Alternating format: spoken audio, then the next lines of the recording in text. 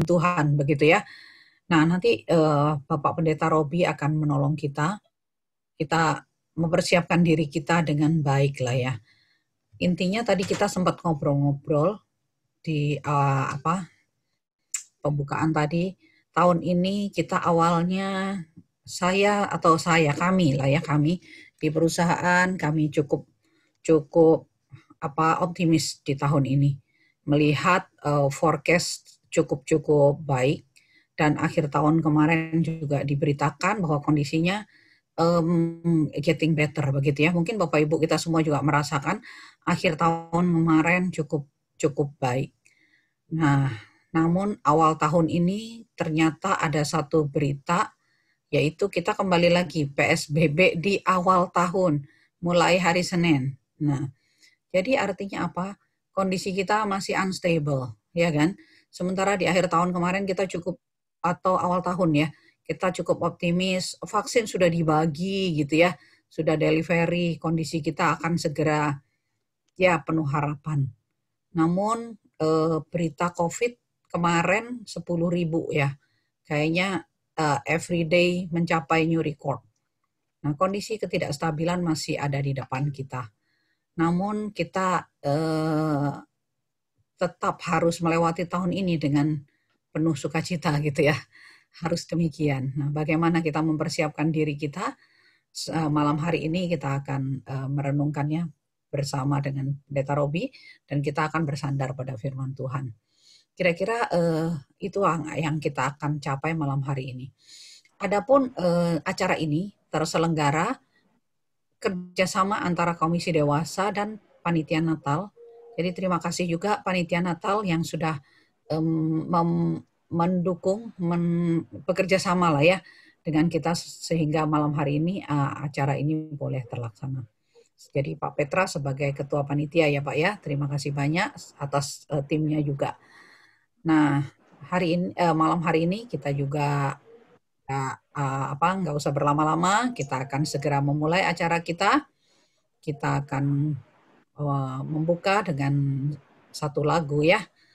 Kita akan memuji Tuhan. Mungkin Bapak Ibu boleh kita mute-kan dulu, tapi kita bersama-sama tetap menyanyi bersama gitu ya. Cara baru kita memuji Tuhan di new normal ya. Oke, kita akan menyanyikan lagu Seindah Siang Disinari Terang.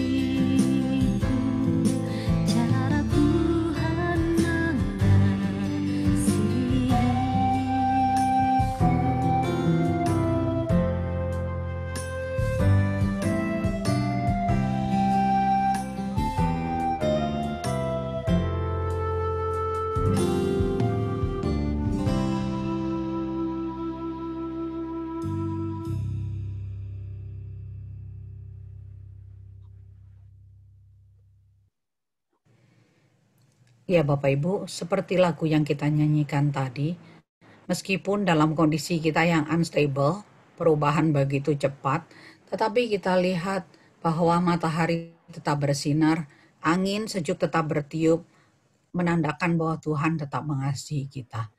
Biarlah dengan hidup seperti demikian, kita merasakan terus bahwa Tuhan menyertai kita. Kita akan membuka di dalam doa, minta dengan hormat Bapak Petra memimpin kita dalam doa. Baik, baik Kak Nina. Selamat malam Bapak Ibu. Mari kita mulai acara webinar kita ini dengan doa. Mari Bapak Ibu. Selamat malam Tuhan. Kami sangat bersyukur dan bersukacita bahwa kami anak-anak-Mu saat ini bisa berkumpul bersama untuk kami sama-sama belajar untuk bagaimana kita menghadapi pergumulan kita yang sampai saat ini. Mungkin kita ada pergumulan dalam hal keluarga, dalam hal pekerjaan, berkomunitas dengan sesama kami maupun dengan saudara-saudara kami yang lain.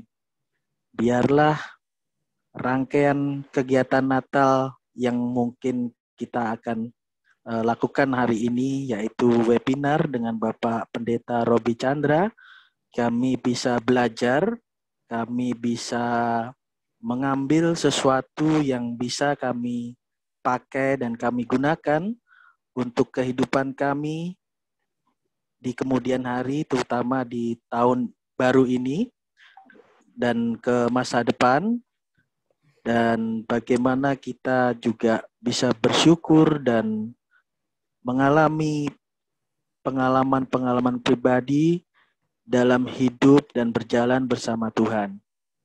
Kiranya untuk saudara-saudara kami yang belum bisa bergabung, kiranya Tuhan menyertai, dan jika ada saudara-saudara kami yang mungkin dalam hari ini masih dalam keadaan sakit atau mempunyai pergumulan lain, kiranya Tuhan saja yang menyertai mereka, memampukan mereka untuk melewati semuanya di dalam penyertaan-Mu saja. Terima kasih Tuhan, kiranya Tuhan saja yang membimbing kami dari awal sampai akhir acara ini nanti. Terima kasih Tuhan. Amin. Amin. Ya, terima kasih Pak Petra. Jadi ya, Bapak Ibu, kita akan segera memasuki seminar. Nah, namun sebelumnya kita mau memperkenalkan Pak Robi Chandra, namun sebagian besar sebenarnya di antara kita sudah sangat mengenal ya dengan Pak Robi. Namun tak ada salahnya kita bersama-sama mereview sedikit ya. Jadi Pak Robi, saya sih merasa sangat bersyukur karena malam hari ini Pak Robi bisa melayani kami semua di sini. Karena Pak Robi ini selain graduate lulus dari STT Jakarta, beliau juga belajar di Illinois dengan communication. Jadi ini another skill ya. Pertama tadi teologi, kedua communication. Terus di sini ada lagi tentang Peace and Reconciliation Studies. Nah, ada lagi pendidikan interdisciplinary theology. Nah, di sisi lain, Pak Robi ini selain menggeluti teologi, namun juga menggeluti bidang manajemen ya Pak ya, di Prasetya Mulia begitu ya kalau nggak salah. Mungkin nanti Bapak bisa mengkoreksi kalau ada yang kurang pas dari yang saya informasikan kepada Bapak Ibu. Jadi Pak Robi sekarang melayani Badan Pengerja di GKI Jawa Barat, mengajar di STT dan mengajar di Prasetya Mulia dan di UI. Jadi selain di sektor teologi, beliau juga berkecimpung, dibilang kalau kita bilang mungkin yang non teologi lah gitu ya, yang practical things begitu. Nah, jadi kita punya kesempatan yang istimewa, kita bisa bersama-sama belajar, baik dari sisi teologi maupun dari kondisi-kondisi yang nyata kita alami sehari-hari. Dan Bapak Robi juga melayani di Youth Empowerment Station, jadi masih bergabung dengan orang-orang muda dan Young Life Indonesia. Nah, mungkin masih banyak lagi, Namun ini yang sebagian sempat kami coba record begitu ya. Nah, Bapak Ibu, seperti tadi yang saya informasikan, kita harus melewati tahun ini bersama dengan Tuhan, meskipun kondisi kita yang sangat gunjang-ganjing kalau dibilang. Karena informasi yang disampaikan hari ini mungkin 2-3 hari lagi direvisi, dikoreksi gitu ya. Karena keadaan yang berubah. Keadaan yang begitu cepat berubah kadang-kadang menimbulkan stres tersendiri. Bagaimana khususnya kita, contohnya kita juga harus mengikuti webinar secara online. Nah, ini juga cara baru, ya kan? Dan kita hidup di keluarga, mungkin kondisi keluarga kita yang kita stay di rumah yang lebih panjang, mungkin itu juga cara baru. Kita bisa menyikapi semuanya ini dengan mungkin tidak puas. Bisa kita melewatinya seperti itu, atau kita kecewa, atau kita marah. Namun semuanya itu tidak menyelesaikan masalah. Kita harus melewati ini dengan penuh sukacita. Nah, ini nggak mudah, ya kan? Nah, kita harus belajar untuk contented, cukup, cukup. Kalau kita ngomong cukup, tapi mungkin itu terjemahan kurang pas banget ya. Tetapi kita harus konten, merasa penuh di dalam Tuhan. Nah, bagaimana kita bisa melewati semuanya itu? Pak Robi akan membantu kita malam hari ini, begitu ya. Nah, saya tidak berpanjang lebar. Waktu selanjutnya saya akan serahkan langsung ke Pak Pendeta Robi. Silakan Pak Robi. Ya, terima kasih Bapak-Bapak, Ibu-Ibu sekalian, salam dan selamat tahun baru, bukan terlalu lambat ya. Kita baru masuki tahun yang baru dan saya harap semua akan nanti kita lihat bersama-sama, kita ngobrol deh ya, kita ngobrol. Saya izinkan saya share screen dulu. Dengan satu koreksi sedikit, saya tadi yang disebut itu pengalaman-pengalaman ngajar di Prasetya Mulia, di Duta Wacana, itu waktu masih di bidang pendeta, ya, Badan Bina Pengerja. Sekarang pekerjaan saya yang paling saya banggakan, saya sudah naik pangkat dengan gaji jauh lebih besar waktu saya jadi pendeta. Pekerjaan saya saat ini adalah menjadi bangun pagi menjadi ART, ya. Jadi cuci piring, cuci baju, lalu menyikat kamar mandi dan bersihkan dapur. Nah, itu lalu siapin breakfast buat istri gitu ya. Lalu bersihkan ranjang. Setelah itu berdoa, menulis sesuatu, membuat riset. Siang-siang biasanya ikut konferensi di Azerbaijan atau di Oxford. Lalu juga menyiapkan banyak pelayanan, masih terlibat dengan terminal pangan. Mungkin Anda dengar tentang kayu putih, nanti saya cerita. Ada terminal pangan. Lalu juga saya terlibat di dalam satu pelayanan lain, ya selain Bina Warga dan terminal pangan, masih ada yang dikerjakan, yaitu terlibat di kayu putih. Ya. Nah, bicara soal finding contentment, ya kalau kita lihat, kalau kita bicara finding contentment ini memang benar terjemahannya serba sulit ya. Jadi tapi marilah kita langsung saja mulai masuk. Saya mengajak Anda mengingat satu ayat-ayat di dalam Filipi 4 ayat 10 ya. Ini ayat-ayat ini memang menarik sekali. Aku sangat bersukacita dalam Tuhan bahwa akhirnya pikiranmu dan perasaanmu bertumbuh kembali untuk aku. Memang selalu ada perhatianmu, tapi tidak ada kesempatan bagimu. Ini dari Paulus ya. Kukatakan ini bukan karena kekurangan, sebab aku telah belajar mencukupkan diri dalam segala keadaan. Nah, ini yang paling menarik, kata-kata ini yaitu ketika Paulus mengatakan, aku mencukupkan diri dalam segala keadaan. Nah, ini mencukupkan diri ya, kita memang nggak ada pilihan ya, dalam hidup memang harus sekali-kali mencukupkan diri, tapi mencukupkan diri dalam segala keadaan ini bukan hal mudah. Dan ini yang dilakukan Paulus.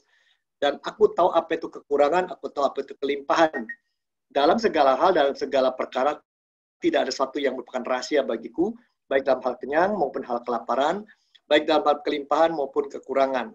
Segala perkara dapat kutanggung di dalam Dia yang memberi kekuatan kepadaku. Kalau dilihat ayat ini menarik sekali ya. Ayat itu berbicara tentang, Paulus tidak terlalu banyak bicara tentang aku susah, aku kurang ini, aku lagi risau, aku galau karena apa yang kuinginkan nggak tercapai. Tapi dia juga bicara tentang orang lain, ya, orang yang perhatikan dia. Lalu dia, jadi orientasinya selalu melihat orang lain. Dia senang kalau orang lain itu berkoneksi baik dengan dia. Lalu kelihatan di sini ada kesusahan, ada lapar, ada kenyang, tapi dia tidak mau ditentukan hidupnya, responnya, perasaannya, dirinya ditentukan oleh realitas saja. Memang realitas ini nyata, tetapi terhadap realitas bisa orang berespon beda. Saya di rumah ada anjing milik anak saya. Mula-mula semua pusing lihat anjing itu nggak bisa diem gitu ya. Apa aja perempuan lagi, luar biasa bikin pusing. Tapi satu hal yang paling pasti adalah anjing ini makin lama makin dekat sama kami. Dan adatnya kami lihat anjing yang baik gitu ya. Dan saya sebenarnya tidak mau terlalu dekat dengan anjing, karena dulu pernah punya anjing dari kecil lalu meninggal kecelakaan, dan ketika begitu saya sampai tidak bisa bicara apa-apa gitu ya, seperti kehilangan adik. Sejak itu saya bilang saya tidak mau punya piaraan binatang peliharaan karena dia umurnya lebih pendek dari saya dan saya nggak mau mengubur dia lagi. Tapi adik satu dan teman satu mungkin yang tinggal di rumah kami lihat anjing itu nggak ada malah senang. Realitas sama, anjing itu mati. Buat saya itu pukulan berat, buat dia bebas rumah sekarang, nggak ada anjing yang bikin kotor. Jadi realitas itu bisa menentukan orang, ya. Orang karena respon kita bisa ditentukan realitas. Tapi Paulus di sini menolak. Apapun terjadi, susah atau senang, kaya atau miskin, atau kenyang atau tidak, saya tidak mau ditentukan oleh itu, gitu ya. Lalu dia jelas punya banyak pengalaman, dan di belakangnya dikatakan tadi ya, aku mencukupkan segala sesuatunya, ya, dan dia memberi kekuatan kepadaku, segala perkara dapat kutahui. Jadi kunci dia ini kedekatan dengan Tuhan, ya. Keintiman dengan Tuhan itu membuat dia bisa menanggung hal-hal yang dia tidak harapkan. Nah, ini menarik sekali ya. Tapi mari kita lihat, ada teks lain. Ada 10 teks kalau kita mau bicara di Alkitab tentang finding contentment. Ya. Tapi nanti di akhir saya akan coba ngajak yang praktis saja.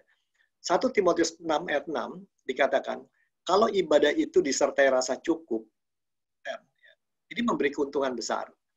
Sebab kita tidak membawa sesuatu apapun ke dalam dunia, kita tidak dapat membawa apa-apa keluar. Asal ada makanan dan pakaian, cukuplah. Jadi, tadi kalau Paulus tuh mengatakan dia bisa puas karena ada dan mencukupkan diri karena ada 4 hal tadi. Pandangan pada orang lain, yang penting buat dia realitas tidak mau ya, tolak untuk menentukan diri. Dia punya pengalaman, kuncinya dekat dengan Tuhan. Kalau ini lain, dia melihat adalah segala hal ini adalah titipan dan sementara. Jadi kalau itu ntar ada, ntar nggak ada, tenang saja. Tapi ada orang-orang yang nggak bisa demikian. Ya, banyak orang yang tidak bisa seperti itu. Sehingga satu hal yang terjadi bisa menimbulkan rasa diskonten, rasa kesel, marah, bahkan pahit. Ya. Pemahaman dulu. Contentment ini datang dari kata Latin, contentus. Artinya puas atau merasa cukup. Ya. Jadi, ya puas atau merasa cukup. Jadi demikian ya. Tadi saya baru mencoba menolong seorang persiapan perkawinan, dan saya katakan sama dia, ketika baru kawin 6 tahun pertama, kalau di Amerika itu kritis. 10 perkawinan, 6 tahun akan datang, mungkin sisa 3, itu yang saya ingat dulu. Ya. Kalau di Australia lebih parah katanya. Tahu nggak sebabnya apa? Salah satu sebabnya adalah ekspektasi kita terlalu tinggi terhadap pasangan. Nah, saya katakan, sadarkah Anda bahwa pasangan Anda ini sekarang yang Anda pikir sangat perhatiin Anda, sangat sayang sama Anda, sangat memuja Anda, nanti ketika dia punya anak, dan pekerjaannya meningkat, mau tidak mau dia sebagi dong perhatian dia pada anak, pada suami, ya mungkin pada orang tuanya, pada orang tua Anda, pada teman. Nah, di dalam kondisi seperti ini, mungkin Anda akan merasa satu hari, kok dia nggak perhatiin saya kayak dulu, gitu ya. Dulu, waktu baru kawin, 2 hari pertama kita mau berangkat kerja, sampai pakaian dalam sudah disiapin sama kaos kaki, gitu ya. Tapi udah kawin 6 tahun, dia katakan, kaos kaki ada di laci bawah, cari sendiri ya. Nanti kalau udah kawin 20 tahun, lain lagi. Kenapa menyuruh saya nyariin kaos kaki? Kan kamu bisa cari, minta aja pembantu. Nah, ini bisa seorang merasa langsung diskonten, tidak puas. Ya. Kok nggak bisa cukup? Orang lain kok nggak begitu? Gitu. Bisa begitu. Nah, saya ngobrol-ngobrol sama apa? Lalu saya ceritakan, Ya, bagaimana perjalanan perkawinan saya sendiri. Sekian puluh tahun, ya memang kita tidak bisa harapkan dia seperti dulu, mesra luar biasa. Karena dia mau tidak mau membagi bebannya. Apalagi seorang ibu, berapa bebannya berat. Jadi harus ibu, jadi istri, jadi menantu. Belum lagi nanti kalau ada dosen, jadi pekerja. Nah, kita masih harapkan macam-macam, nggak masuk akal. Nah, calon pengantin sangat mengerti hal itu dan ngobrol, ya betul. Nah, ini hal seperti ini perlu dipersiapkan ya. Contentment seringkali tidak hadir ketika dari lahir kita langsung punya contentment. Ini perlu dilatih, perlu disadari. Jadi ini kita lihat ya. Jangan harapan kita segera mesti selalu puas. Nggak begitu. Nah, kalau pandangan umum, ada seorang namanya Dale Carnegie, mungkin Anda kenal, mengatakan, bukan apa yang Anda miliki, sekali lagi ya, bukan apa yang Anda miliki, ya, dan bukan siapa diri Anda, ya, bukan siapa diri Anda, atau di mana Anda berada, dan atau apa yang Anda kerjakan yang membuat Anda bisa puas atau tidak puas. Namun apa yang Anda pikirkan tentang semua itu. Nah, ini menarik. Tadi disebutkan mengenai pendidikan saya, ya. Benar bahwa saya tidak hanya mengambil teologi, atau juga hal-hal praktis sampai computer programming, pertanian, dan lain-lain. Ini bukan karena suka belajar saja, tapi kepepet. Power of kepepet ini ya. Saya sejak mulai masuk tingkat 2 STT tidak pernah terima beasiswa. Dan ketika berangkat ke Witten dapat beasiswa terbatas. Mau tidak mau kan kita mesti hidup. Kita harus kerja apa saja gitu ya. Ya kadang-kadang sih orang lain kayak enak ya, dari Indonesia yang lain berangkat beasiswanya penuh, dapat uang saku. Kita benar-benar nekat ini. Kerja apa saja di pertanian, oke. Bawa belajar dengan traktor, belajar meluku tanah, belajar tentang hama, lalu belajar di pabrik, belajar juga jadi orang marketing, apa saja demi supaya hidup gitu ya, selama tidak curang gitu ya, dan lain. Nah ini menarik sekali. Dan di situ pernah ada satu saat, oh Tuhan nggak fair amat ya. Saya datang dari jemaat yang kecil, belajar ke sini untuk pulang Indonesia, lalu orang-orang yang datang dari luar negeri, Singapura, Indonesia, Malaysia, hamba-hamba Tuhan, waduh loaded itu istilahnya, duit nggak kurang, malah di sana banyak happy-happynya, libur dia pergi kemana-mana.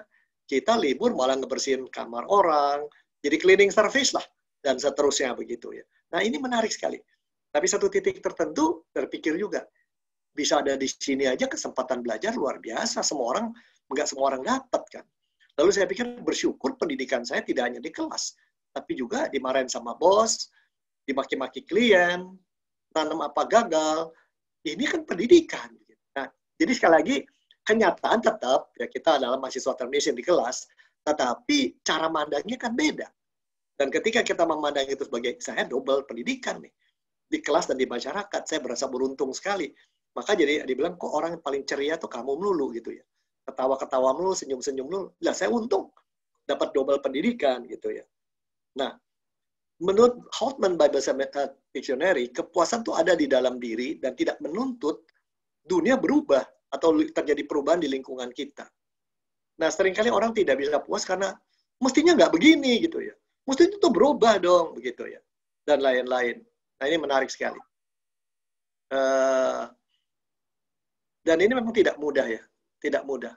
Coba bayangkan Anda kerja di pabrik, barang hilang, lalu dituduh itu Anda penyebab kehilangan. Padahal Anda tidak tahu apa-apa gitu ya. Dan semua orang ngelihat pada kita karena kita beda dari mereka asal belakangnya. Waduh, nggak enaknya. Sampai kita paling miskin, orang tahu lagi. Nggak enak ya. Sampai akhirnya terbukti bukan kita. Dan tidak ada yang minta maaf gitu. Rasanya kan gregetan sama. Tapi sekali lagi, kalau bicara contentment, kita harus menyadari ada kenyataan yang terjadi di lingkungan hidup kita, di hidup kita, tetapi ada yang kita tangkap dan ada respon. Jadi ada sesuatu yang terjadi, ada penangkapan kita atau pemikiran kita tentang itu, dan juga ada respon kita. Ini dia. Jadi apa yang terjadi itu bisa PSBB, orang bisa bilang, wah cilaka ini, tuh lagi sales nih.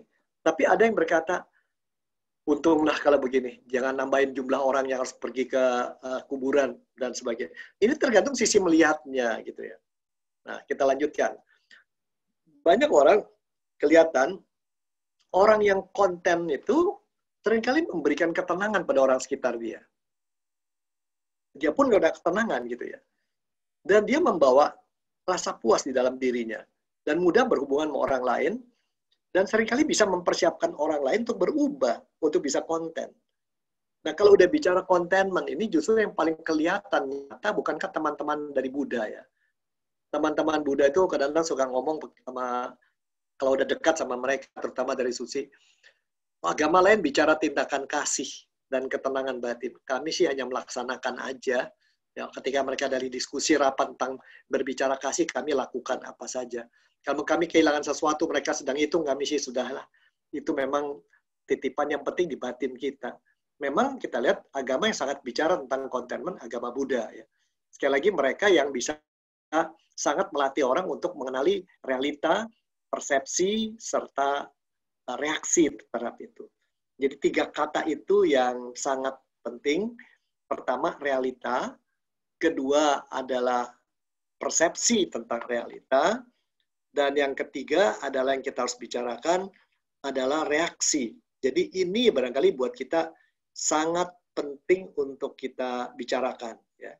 Jadi ini ada beberapa hal yang perlu kita kenali dulu kalau udah bicara contentment. Ada realita, sekali lagi, ada persepsi tentang realita, ya, persepsi, lalu ada emosi kita, respon emosi. Jadi RPR ya, respon emosi terhadap realita tadi. Jadi bisa saja yang terjadi itu sesuatu yang sebenarnya buruk, tapi karena kita persepsinya tidak seburuk itu, ya kita akan mendapatkan kemungkinan mengatasi itu dengan baik. Nah, saya beri contoh ini. Saya yakin ketika kita mengeluh segala macam tentang sales jadi nggak bagus, tentang nggak bisa jalan-jalan ke mall, Starbucks juga takut, dan sebagainya, kita nggak pernah mikirkan tentang orang-orang di lembah Tongoa ini ya. Tigli. Yang pada bulan-bulan lalu itu kita tahu mereka diserbu 11 keluarga ya, ada yang papa, mama sama suaminya dibunuh di sana di depan matanya begitu ya. Bertepatan ada seorang sahabat saya, wanita, dia single pada usia barangkali 47, dia naik motor sendiri ke sana kemarin nolong orang-orang itu, ternyata memang benar pemerintah membangun kembali ya. Tempat itu tentara datang membangun ini dan itu, tapi yang pasti adalah itu realita yang diucapkan di Sungар Kabar. Nyatanya tidak ada 11 orang itu, 11 keluarga kembali ke situ. Why? Karena masih tidak aman. Dan bahaya masih ada. Jadi 11 keluarga itu termasuk 2 keluarga muslim dari daerah itu pindah ke tempat lain. Dan mereka mencoba sedapat-dapatnya membangun itu dan kita tahu kita bantu. Bangunan, kasih bahan bangunan, kasih uang, kasih ini dan lain-lain.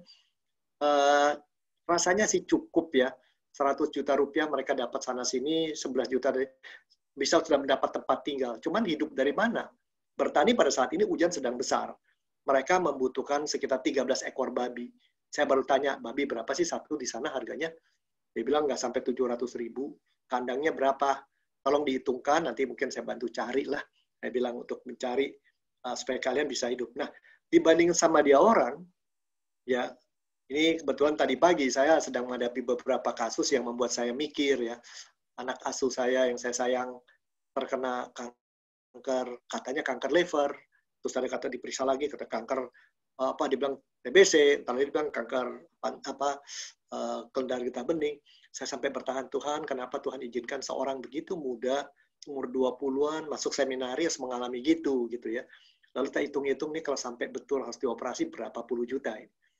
Tapi waktu itu pikir-pikir demi keselamatan dia, kalau Tuhan izinkan ya sudah. Kita harus apapun dilakukan maksimum supaya dia tertolong. Tapi kenapa mesti harus ngadepin begini gitu ya. Tapi pada waktu lihat orang di Tongoa, waduh kita ini masih jauh lebih enak dari dia gitu ya. Jauh lebih enak dari dia. Itu kan nggak kejelasan masa depan, anaknya sekolah gimana, dan mereka kan dari gereja Bala Keselamatan, yang gereja lain mungkin nggak kenal siapa mereka gitu ya. Dan kasihan sekali gitu ya. Nah, jadi sekali lagi ini kita kalau udah bicara contentment, nomor 1 fokus kita pada realita nyata. Lalu kemudian bagaimana mempersepsi. Karena persepsi kita menentukan realita yang sebenarnya nggak terjadi gitu ya. Oke lah, katakanlah vaksin ya. Ada yang mengatakan vaksin sudah oke, ada yang bilang belum oke, nanti vaksin menimbulkan itu luar biasa di zaman yang informasi terbuka besar ini kan, demokratisasi informasi. Informasi begitu banyak, orang akhirnya nggak nangkep data, tapi dia tangkap kesan, bahkan hoax. Begitu juga soal definisi, apa benar orang itu 2 ditembak dalam mobil, 4 tembak-tembakan, apa kita nggak tahu, terlalu banyak. Di tengah kondisi kayak begini, akhirnya persepsi itu lebih banyak berperan. Ini yang jadi masalah. Dan karena dunia modern itu menawarkan yang indah-indah ya, yang megah, meriah dan mewah, ya rasanya kalau kita pakai tas kresek hina banget gitu ya. Padahal tas kresek kan senang gitu ya. Kalau nggak pakai Louis Vuitton nggak bagus gitu katanya. Tunggu dulu. Juga yang senang dengan masa pandemi ini buat saya ada kalau ke gereja. Saya sering kali ke gereja dengan pakaian celana saya dengan pendeta Adi suka pakai celana kargo, pakai celana outdoor dengan sepatu seadanya ya, atasnya oblong atau baju sederhana gitu. Dulu kita jadi aneh, pernah masuk ke kelompok orang itu benar kelompok orang lansia, lihat saya gitu, saya tegur selamat pagi, pada nggak ada yang membalas. Itu kebetulan banyak orang dari gereja lain lagi kumpul kita, nggak dibalas kita, dia buang muka gitu. Nah sekarang banyak majelis juga datang pakai celana pendek kadang-kadang, dan siapa juga begitu. Nah ini bagus nih, sisi bagus. Jadi kita nggak bertampilan ria gitu ya. Nah kalau saya lihatnya begitu, nanti kita lihat ya. Nanti jadi gimana nih? Barangkali salah orang katakan yang praktis adalah kalau ngadepin containment ini, kenali dulu sih apa yang realistis mengatakan bahwa kita memang punya sesuatu.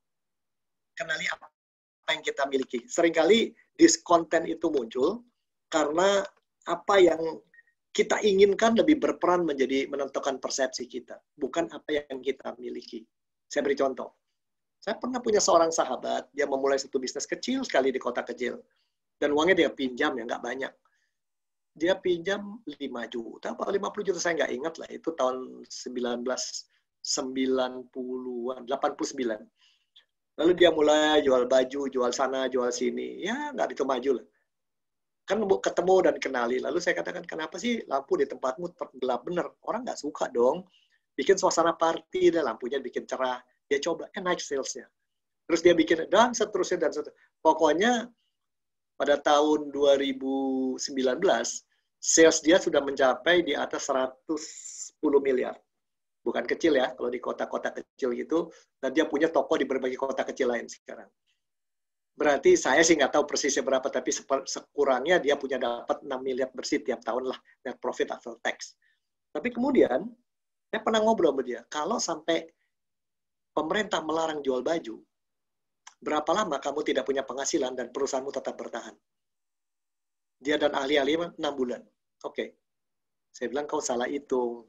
Terus dia, kenapa yang ngomong begitu? Oh, kita mesti pikirkan senario terburuk dong, namanya orang dagang. Sangat menarik ketika bulan April lalu saya ketemu dia ngobrol, dia katakan, hancur saya deh. Sales tinggal 30%, orang begini banyak. Cuman saya katakan, jangan lihat gitu dong. Kalau you lihatnya begitu, jadi negatif, persepsimu keliru. Nah, saya tanya, saya tahu ada di Jakarta yang malah tinggal 20%, dan dia bertahan.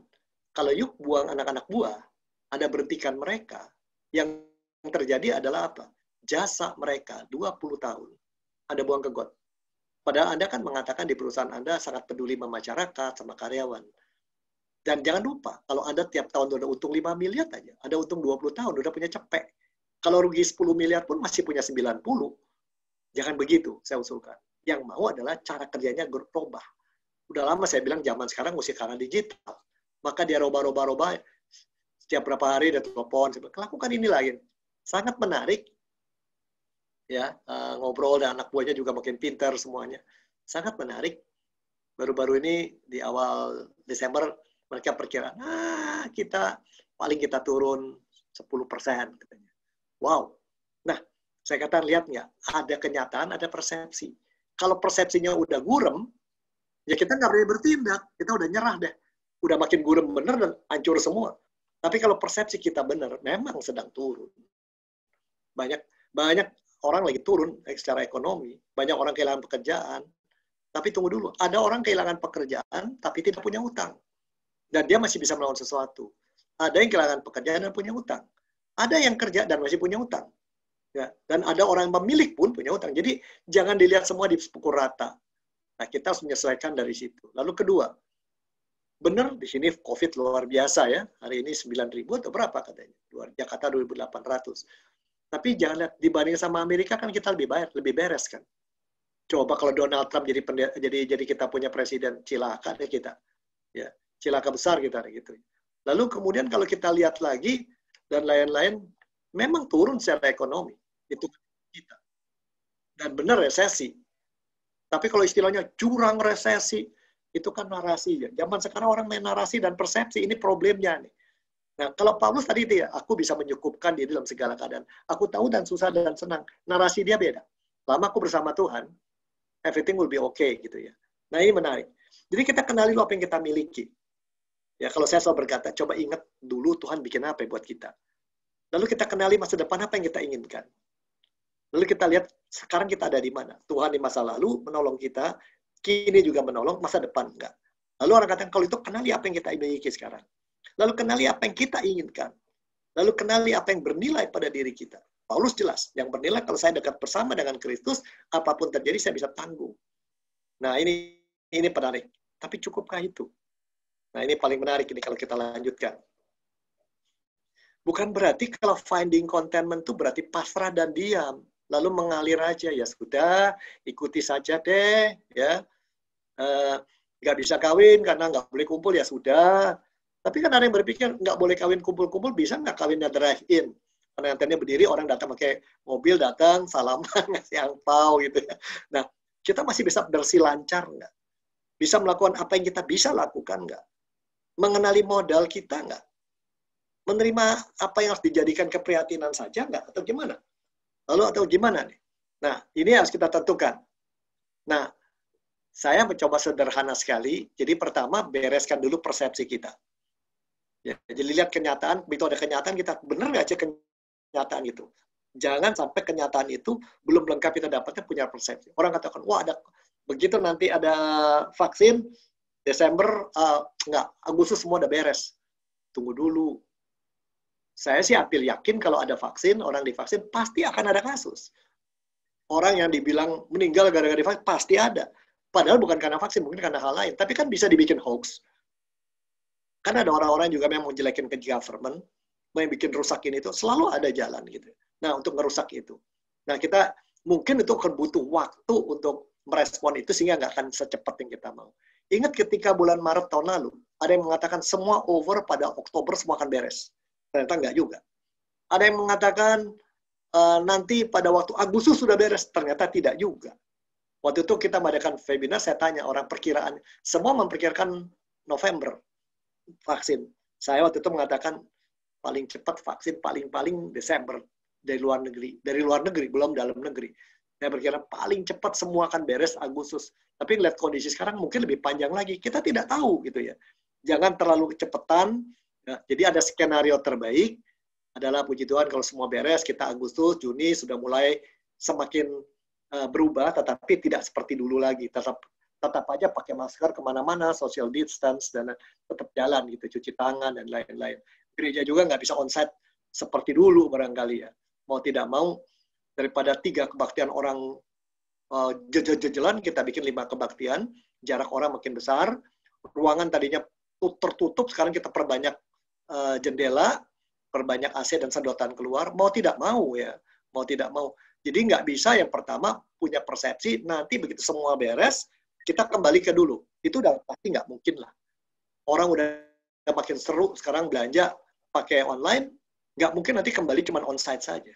Nanti ada dua-duanya jalan. Pendidikan juga, udah tahu begini, kenapa pendidikan harus kita, orang harus datang ke sekolah tiap hari. Kenapa nggak sekolah, kalau 5 hari sekolah, 3 hari datang, 2 hari dari rumah aja.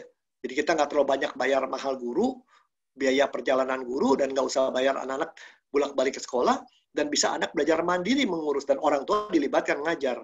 Nah, kalau orang tuanya kerja, gimana ini? Nah, siapa tahu juga nanti makin banyak work from home. Nah, ini kalau kita nggak siap, bukan WFH, bukan work from home, jadi work from hell, gitu ya. Nah, ini mesti kita lihat. Nah, Jadi supaya konten gimana? Pertama lihat dulu realita. Dan realistislah ada hal-hal yang tidak menurut maunya kita dan itu tidak selalu jelek. Kedua, kita persepsikan. Ya, saya tidak tahu apa yang Anda alami selama masa pandemi. Yang membuat saya merasa beruntung adalah saya kehilangan lebih dari 27 teman pada usia antara 50 sampai usia 70. Yang lebih muda dari saya banyak gitu ya. Mula-mula hanya orang yang kenal, cukup dekat tapi nggak terlalu dekat. Tapi makin lama kok makin banyak yang dekat. Dan 2 bulan terakhir ini orang-orang yang sangat dekat hilang. Ketika pendeta Pungki Purboyo dipanggil Tuhan, itu buat saya itu satu shock besar. Karena 1 hari sebelumnya kita baru ngobrol gitu ya. Terus ketika seorang seperti adik sendiri di kota Cirebon, anaknya satu-satunya sematawayang, dia dipanggil Tuhan, itu nggak bisa ngomong kita. Lalu kemudian, ya baru-baru ini lagi kan ya, orang Majelis Klasis Jakarta Timur, aktivis dari Waha di Buaran, anaknya cuma satu-satunya, itu nekat lah, saya terpaksa berangkat juga pergi ke tempat pemakaman, kremasi maupun ketika rumah duka. Itu betul-betul, tetapi sekali lagi, di tengah kesedihan itu, semua jadi mengingatkan tadi kata Timotius, semua ini titipan ya, kapan giliran aku ya. Lalu kalau aku pergi, siapa yang kehilangan dan aku sudah ninggalin apa? Ini kita jadi berefleksi. Lalu berikutnya lagi, bagaimana kalau bukan kita, kalau orang dekat kita yang dipanggil Tuhan. Tapi pada akhirnya tiba pada kesimpulan, bahwa pada akhirnya ketika kita dipanggil pulang, kita kan memang asalnya dari debu. Kalau kembali kepada debu, ini kan menyatu dengan Tuhan banyak hal yang lebih indah yang kita nggak tahu dari sekarang. Nggak usah takut COVID lagi, nggak usah cuci tangan dulu, nggak usah saling berkelahi dulu, orang dengar orang komplain sana-sini, tapi mungkin hal yang lebih indah dapat. Jadi kalau orang sudah dipanggil Tuhan, sebenarnya dia mesti bersyukur ya keluarganya, barangkali begitu ya. Dan saya ingat ketika bulan Desember tahun lalu, mengubur seorang teman wanita jauh lebih tua dari saya sedih. Tapi kemudian di situ, kalau dia pikir-pikir sekarang, dia beruntung loh. Dia udah punya sakit, dia udah sangat tua, suaminya sakit. Kalau dia meninggal, nggak meninggal, sekarang bayangin perasaan dia kayak apa gitu ya. Berapa banyak dia tanggung, tapi Tuhan tahu waktunya. Nah itu, jadi kita mulai melihat, oke lah, kematian pun kita bisa lihat sebagai pembebasan sebenarnya. Perjalanan baru. Sehingga dengan saya coba melihatnya begitu ya. Tapi ya tentunya kalau besok nih anak saya, karena dia dapat beasiswa dari luar negeri, hari Selasa dia mau kembali ke Amerika. Kami coba ngomongin dia ada pilihan lain nggak. Semester terakhir. Kalau nggak mencapai dia punya gelarnya, dan pekerjaan di sana hilang sebagai pengajar temporer. Wah, kita ketar-ketir tentunya ya. Tapi setelah dilihat, dia tetap memaksakan jalan dan tahu resikonya. Tapi kalau kita lihat-lihat, kalau sekarang misalnya dia ke Amerika dan kena sakit, rumah sakit sana lebih banyak, lebih siap, tidak separah di sini. Di Jakarta kemarin mencari orang sampai jam 11 malam, rumah sakit yang ada ICU-nya, padat. Sehingga orang kita tolong tuh nggak selamat gitu ya. Nah, ini pandemi bisa merupakan, memang menakutkan, tapi bisa juga reaksi kita, ini menolong kita mengenal arti hidup lebih dalam. Bahwa ini pemberian Tuhan dan kita begitu rapuh. Sehingga kita bisa lebih bersyukur. Masih boleh hidup, kita bersyukur, lakukan apa yang Tuhan inginkan, selama masih bisa berbuat baik pada orang lain, why not? Tunjukkan bahwa kita bisa menginspirasi orang. Tapi kalau waktunya kita pulang, atau orang dekat kita pulang, kita relakan, berarti dia sudah lulus sekolahnya di dunia ini. Nah, ini mesti kita belajar gitu. Tapi juga bisa belajar dari gereja misalnya. Saya tahu dari satu gereja, yang dengan terjadinya pandemi ini persembahan turunnya nggak main-main. Kalau nggak salah dia penghasilannya tinggal 45%. Tetapi biaya operasional turun 70%. Berarti dia sampai mesti surplus tiap bulan. Nah ini menarik sekali. Apa operasional yang paling banyak terpotong? Biaya makan, konsumsi. Nah ini kan menarik sekali gitu ya. Ini menarik sekali. Jadi kalau ada orang komplain soal itu ya, kita coba bandingkan dulu dengan yang lain. Nah, cara gampang bagaimana?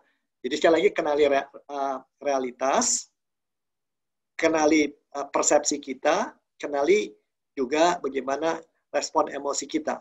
Ya. Paulus punya akar. Nah, secara sederhana, di tengah tahun ini, saya mengusulkan satu metode yang gampang agar bisa konten. apapun yang terjadi, kita kenali modal kita. Apa yang kita miliki sebagai pemberian Tuhan dari masa lalu. Satu itu. Ya, GKI beruntung sebagai gereja, banyak orang bisa online gitu ya. Coba bayangkan kalau di Timor, bayangkan, jangan jauh-jauh ya, gereja Kristen Tionghoa tuh punya sekolah di Lumajang, kalau saya nggak salah ya. Punya dia atau terkait dia lah. Tapi beberapa anak nggak bisa sekolah karena nggak punya HP. Sampai kita cariin untuk belian BPK Penabur, setahu saya juga bantu ya ngasih HP. Juga terjadi itu di Gunung Kidul, juga di Kalimantan gitu ya.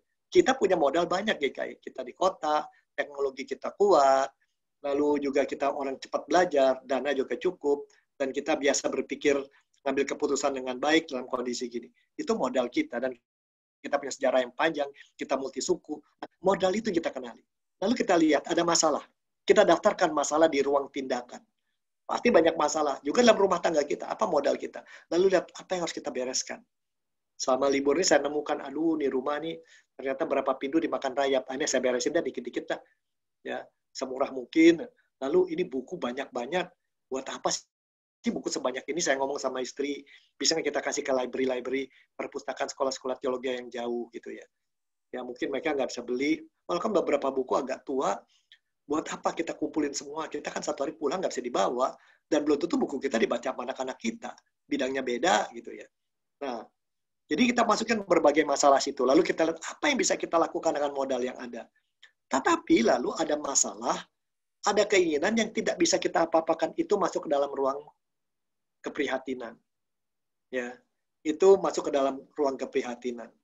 Masalah-masalah banyak lah gitu ya. Tengah jalan ada orang-orang jalan-jalan. Ya, kemarin saya lihat di satu mall, security aja tidak pakai masker. Maskernya di tangan dia. Aduh, gimana sih ini orang gitu ya. Ya, tapi sekali lagi ada yang bisa kita bereskan, ya, itu ruang tindakan. Tapi ada yang harus ditaruh di ruang prihatinan. Dengan demikian kita bisa memisahkan masalah yang bisa kita pengaruhi dalam ruang tindakan, masalah yang harus kita prihatinkan aja, nggak bisa diapa-apakan gitu ya. Kenapa sih orang Indonesia tuh pakai hoax dulu? Ya, saya tidak bisa ubah dia, tapi saya bisa ubah orang sekitar saya. Dengan demikian, kita akan terbiasa untuk tiap hal ini, baik masalah dan modal kita belajar mengamati, belajar mengkaji, belajar memaknai bahwa semua ini Tuhan sedang ngajari kita, dan belajar berespon sebagai yang Tuhan inginkan. Jadi sekali lagi, dengan demikian, realitas kita hadapi, persepsi kita kenali, supaya jadi akurat, lalu setelah itu kita memberikan solusi dan kita berefleksi. Ya, dari saya, inilah cara untuk melakukan konten, punya containment. Nah, bagaimana mengenai teman-teman yang di Sigli Tonga, Lembah Tonga? Saya katakan pada mereka, hitung berapa jumlah babi yang kau butuh. Kalau kau butuh kira-kira 13 babi, satunya berapa? 700.000. Sama kandangnya 1 juta. 13 juta, oke. Ya, tolong bikin fotonya orang-orangnya. Nanti mari saya punya banyak teman, kita urunan lah. Seorang 100.000 ke, 200.000 ke, ya. Nggak usah pakai apa-apa, pakai grup lah. Kalau nungguin rapat, diakonnya takutnya kelamaan, saya bilang gitu. Udah, karena kalian butuh di bulan Januari. Segera. Itu solusi yang kita bisa lakukan. Nah, di mana tempat doa? Ya, kita berdoa pada Tuhan, tolong Tuhan supaya persepsi saya benar. Melihat dari kacamata kau, jadi bukan hanya di perasaan emosi saya aja. Kedua, respon emosi, ya boleh, kita marah, kita kesal, tetapi kita ingat bahwa seperti Paulus, segala sesuatu bisa kutanggung bersama dia. Gitu ya. Nah, dari saya sekian dulu percakapan. Saya mengajak Anda mula-mula tanya jawab, dan kalau ada waktu background room, kita bisa sharing apa yang Tuhan sudah berikan pada kita dalam tahun lalu. Terima kasih. Saya serahkan kembali kepada Ibu Renata. Bu Rena. Ya, terima kasih Pak Robi. Jadi begitulah bagaimana kita tadi melatih diri gitu ya di dalam containment. Itu juga tidak datang dengan sendirinya, tapi kita harus melakukan sesuatu begitu ya. Bapak Ibu dipersilahkan kalau ada yang mau bertanya, silakan di chat room, boleh diketik. Buat Bapak Ibu yang di YouTube boleh ketik juga di situ, dan nanti akan disampaikan kepada kami oleh panitia yang ada di YouTube. Begitu. Silakan Bapak Ibu.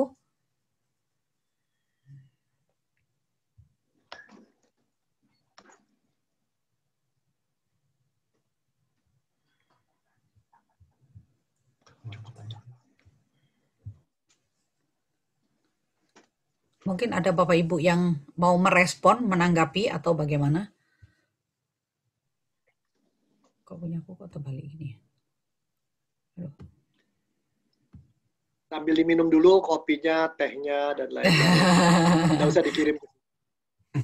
Ya. Biaya konsumsi jangan dimasukin ke anggaran belanja ya. Di sini ada singkong virtual.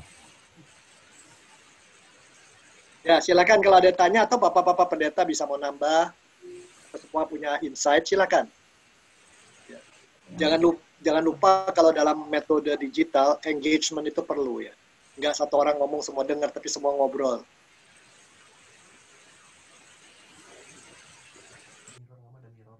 Udah tak mirror. Halo. Oke. Bapak mungkin apa namanya? Kalau tadi sempat Bapak menyinggung masalah di manakah posisi doa begitu ya. Jadi kalau kita merasa konten atau kita ya sudahlah kita sudah cukup begitu. Terus di manakah kita beriman kepada Tuhan begitu?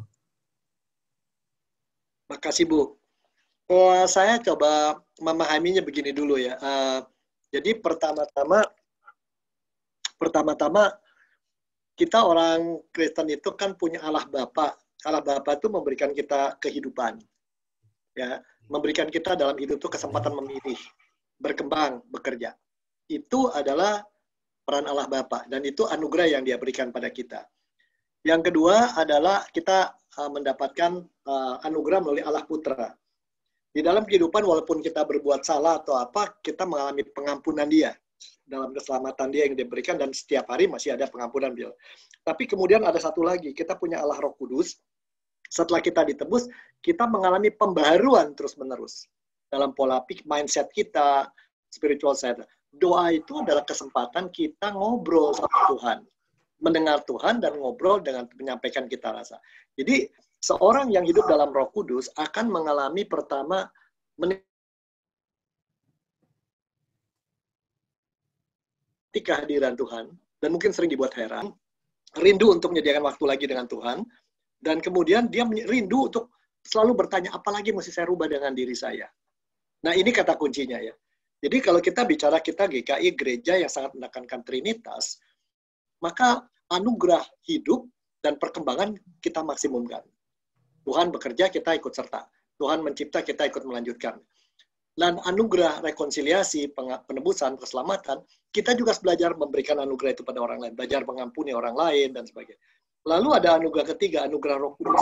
Memimpin kita, melindungi kita, menyatukan kita, menghibur kita, dan terutama mengubah kita. Nah, yang terakhir ini tidak pernah kita bicarakan sebagai orang Kristen. Mestinya orang Kristen setiap hari selalu bertanya, Tuhan tunjukkan pada saya apa yang harus kuubah dengan diriku.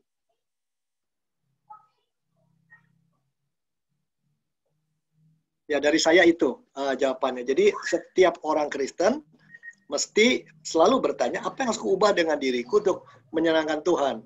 Nah, beriman bukan berarti tahu Tuhan, mengerti ajaran, pegang ajaran yang benar saja. Lalu aktif dalam pelayanan, bukan. Beriman berarti belajar mempercayakan diri lebih penuh pada Tuhan. Ya. Nah, jadi sekali lagi kita harus bagaimana sungguh-sungguh lebih belajar melihat kenyataan, dan walaupun kenyataan benar jelek, persepsi kita melihatnya benar, ini akurat, memang jelek situasi senarionya. Cuma emosi kita akan berkata sebagai orang beriman, saya percaya melalui ini pun saya mau mempercayakan kepada Tuhan, ini akan menjadi hal yang baik. Segala sesuatu menjadi kebaikan, Roma 8 dan 28, bagi mereka yang mengasihi Dia. Karena itu Tuhan tolonglah dalam kondisi apa? Tolong saya supaya berubah makin mengasihi Tuhan. Sehingga makin banyak berkat saya rasakan. Jadi jangan kita mencintai berkat Tuhan lebih dari mencintai Tuhan. Jadi kuncinya relasi. Ini ada pertanyaan. Bagaimana tips untuk melihat realita dengan jernih? Karena kondisi ekonomi atau pengalaman hidup sebelumnya seringkali membuat sulit menilai realita. Ya, ini Ibu Jenny nanya. Saudara, memang dalam hidup, dalam pengalaman hidup, ada perjalanan hidup yang menyakitkan. Ya, ada perjalanan hidup. Jadi kalau Anda kena utang, lalu kematian, lalu sakit dalam waktu bareng, mau nggak mau kita bertanya, saya salah apa ya Tuhan? Dosa apa gue? Kenapa saya diginikan? Pasti ada pertanyaan begitu. Tapi kata kuncinya adalah lebih lanjut lagi. Kalau orang beriman tuh segala sesuatu membawa kebaikan. Tugas kita tidak selalu bisa menjawab, memaknai. Tugas kita adalah mematuhi apa yang Tuhan berikan. Kalau begitu, kalau kita memang dulu punya pengalaman pahit, dan pengalaman itu tidak diproses, itu bisa mewarnai kita, itu yang disebut luka batin itu apa, melihat segala sesuatu dari skenario negatif.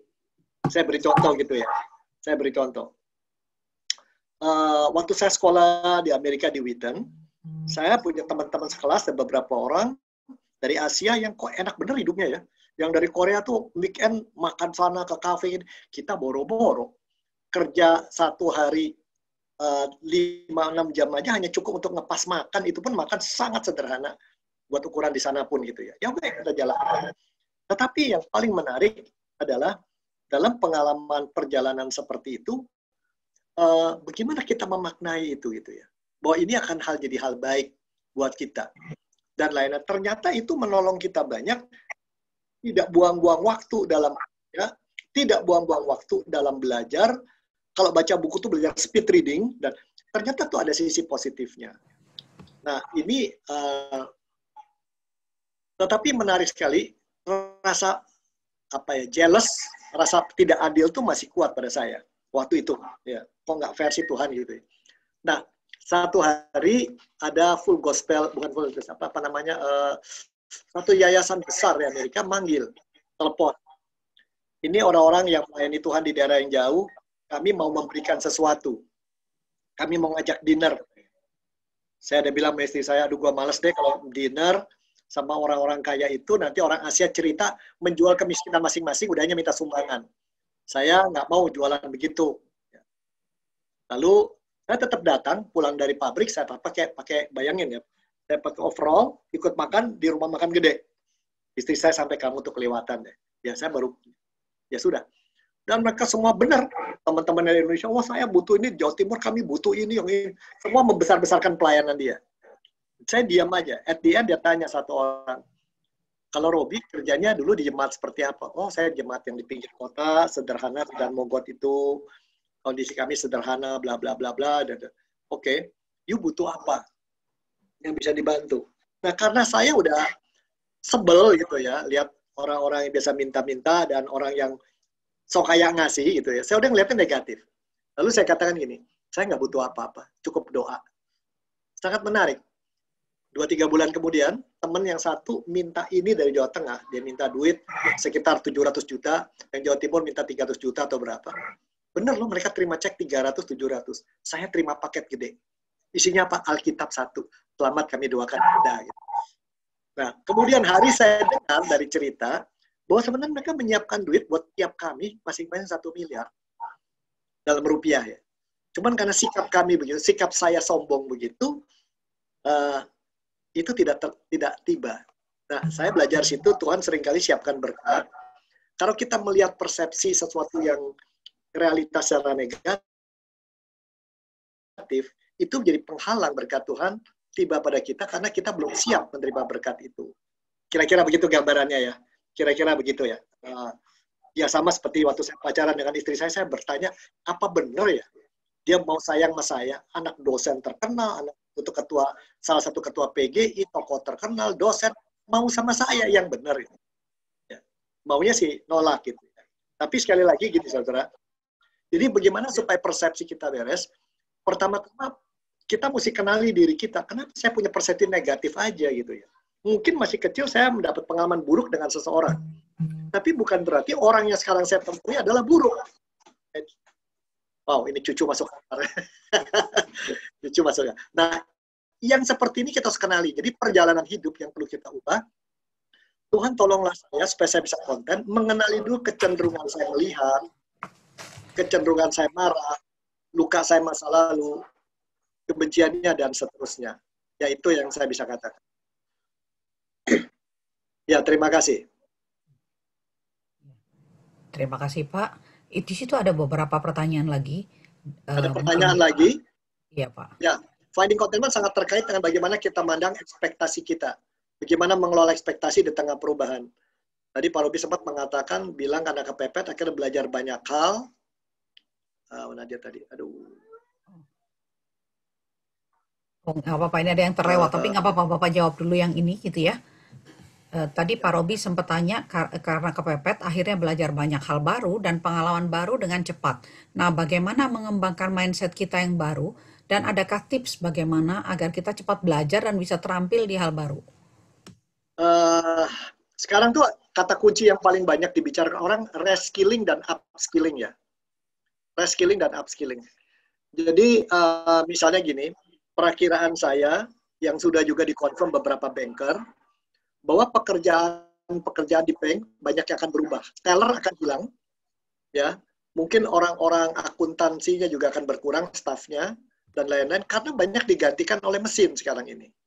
Nah, dari seluruh dunia diperkirakan 72 juta pekerjaan akan hilang di tahun 2025. Tetapi 83 juta pekerjaan baru akan muncul. Siapa sih yang pernah berpikir anak-anak muda bisa punya penghasilan 1 bulan lebih dari 100 juta hanya menjadi content provider atau menjadi seorang yang jadi YouTuber begitu kan. Itu kan nggak pernah ada kerjaan itu. Tapi sekarang kan menjadi hot. Kita menyadari seperti. Jadi bagaimana supaya kita punya mindset berubah demikian? Kata kuncinya adalah satu, perubahan adalah nggak bisa dicegah, ya. Tapi kita tidak bisa mengubah dunia semua hal, yang bisa kita mengubah diri. Dari mana kita bisa berubah diri? Belajar dengan orang-orang yang memang rajin berubah. Berkumpul dengan mereka, dengar cerita mereka, belajar dari mereka, membaca buku-buku yang memang, jangan buku tebal lah ya, nggak ada waktunya. Singkatan kan banyak sekarang tuh ya. Amati, dengarkan. Apalagi sekarang ini webinar kan murah. Ikut aja dengar secara berkala gitu. Itulah Kayu Putih kan punya mini MBA karena itu ya. Kami justru bikin tim besar ini supaya sekarang mini MBA itu ikut sampai dari Sydney, dari Kanada. Justru kami mau berbagi situasi itu. Jadi tanya itu, jawaban saya adalah kumpulan dengan orang-orang yang terbiasa belajar. Kita belajar dengan orang-orang yang terbaik dalam perubahan begitu. Yang berikutnya adalah lihat contoh-contoh orang yang mengenali perubahan di dalam susah, dan kita lihat kita belajar dari kelebihan dia, kenapa dia bisa berhasil dalam kondisi kayak begitu gitu ya.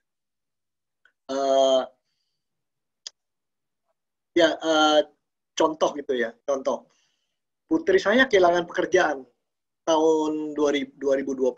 Padahal dia bekerja di sebuah lembaga pelayanan yang luar biasa gede. Dan lembaga itu terkenal namanya, sangat generous, sangat peduli. Tapi pada waktu itu dia cut staffnya. Interesting ya, interesting. Tapi putri saya sebulan kaget juga, nggak punya income, nggak punya apa. Cuma dia bilang bersyukur saya masih boleh tinggal sama orang tua. Lalu dia mulai bikin kue. Dia bilang banyak orang suka makan kue coklat, tapi nggak suka terlalu manis. Tapi kue coklat biasa nggak suka. Ada sesuatu tambahan yang dia coba berapa resep, dapat. Begitu bikin, langsung meledak. Sangat meledak. Di situ saya lihat. Terus saya tanya, kamu mau jadi muda usaha seterusnya apa enggak? Enggak. Ini hanya menjadi satu tes buat saya. Apakah saya mau nyerah pada keadaan, saya akan berupaya. Apakah mau cari orang aja suruh ngerjain ini? Waduh, double. Saya masih tetap mau berkarir. Nggak lama lagi dapat pekerjaan lain. Di tengah kondisi kayak gini masih dapat pekerjaan. Saya bilang, kok bisa ya? Ya satu. Justru dalam kondisi ini ada kerjaan-kerjaan baru yang orang nggak tahu. Yang orang sangat butuh. Saya kebetulan membaca itu. Dan saya menawarkan dan saya masuk. Nah, barangkali ini yang kita mesti lihat ya. Perubahan-perubahan baru ini membawa banyak hal. Contoh ya, waktu saya punya debit card ada masalah, saya telepon BCA. Lalu chatting ya, pakai chat dengan BCA. Saya bilang ini nomornya ini, terus dilayani dengan baik. Setelah beres, ditanya, apakah kami melayani Anda dengan baik? Terima kasih, sudah baik, saya bilang. Terus saya ngobrol lagi, oke, ada lagi yang mau ditanyakan? Oke, saya mau bertanya. Anda ini perempuan atau laki? Terima kasih, apakah ada yang mau ditanyakan? Dia tanya gitu, apakah kami melayani dengan baik? Ya sudah. Saya tanya lagi, apakah Anda perempuan atau laki? Anda pakai rok atau pakai celana panjang? Apakah, wadah saya tahu nih, saya ngomong sama mesin nih sejauh itu. Dulu kita menghadapi customer service kan. Sekarang itu, waktu ngobrol sama Pak Yahya Suryatmaja, saya bilang, kalian udah pakai ini chatbot? Iya. Ternyata BRI juga punya, CIMB punya. Bayangkan perubahan kayak begini, maka kalau anak saya mau sekolah bank, masuk perbankan, saya bilang, mendingan jangan deh. Ya, kalau perbankan kamu bidangnya ini, jangan yang itu, jangan yang biasa-biasa gitu. Karena dunianya lagi berubah gitu ya. Nah, perubahan ini kita harus baca dengan cepat, dan sekarang kan mudah cari di internet. data-data perubahan itu, dan ada apa namanya website yang secara khusus memang mengikuti perubahan dan membicarakan. Bahkan ada ahli-ahli teologi yang membicarakan itu. Ya. Terima kasih. Oke, luar biasa. Jadi terima kasih Pak. Ini ada juga yang menanyakan, tadi ada Bapak sempat share tentang Dale Carnegie ya Pak ya. Pak Arief pengen lebih paham gitu dengan apa yang tadi dikatakan Dale Carnegie. Ya, yang dikatakan oleh Dale Carnegie itu adalah tadi kan bukan apa yang Anda miliki atau siapa diri atau di mana Anda berkehendak atau apa yang kerjaan membuat Anda puas. Artinya gini, bisa saja kita ini punya gelar double PhD misalnya gitu ya. Lalu kita juga punya rumah yang harga 20 miliar. Status kita CEO. Lalu kita juga bugar, rupawan. Tapi tetap kita tidak merasa konten. Bisa. Ya, orang bilang, lu duit ada, nama baik ada, pendidikan ada, istri cantik, kenapa you nggak puas? Ya, bisa aja. Kenapa? Mungkin karena dia punya ekspektasi lebih dari itu, gitu ya. Lebih dari itu, gitu ya. Nah, saya pernah punya seorang teman yang seperti itu, kaya ya. Betulan ada di luar negeri dia. Dan satu hari, dia kalau ketemu saya ngobrolnya negatif terus bahasa yang dia sampaikan. Gue kok gagal ini, gue.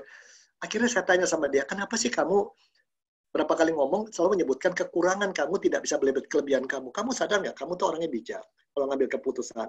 Kamu tuh sangat peduli sama orang. Kamu tuh mencapai banyak. Jawabannya satu. Coba kamu ketemu papa saya. Begitu ketemu juga, gue udah umur 50, selalu dijelek-jelekin. Kalah sama kakak saya tuh. Lu kalah sama koko lu. Lu kalah sama adik lu yang perempuan. Lu kalah.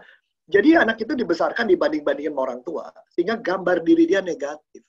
Dia merasa dirinya, saya berhasil, saya adalah orang yang berharga, dan saya puas kalau saya mencapai sesuatu. Jadi ukuran kepuasan itu pencapaian.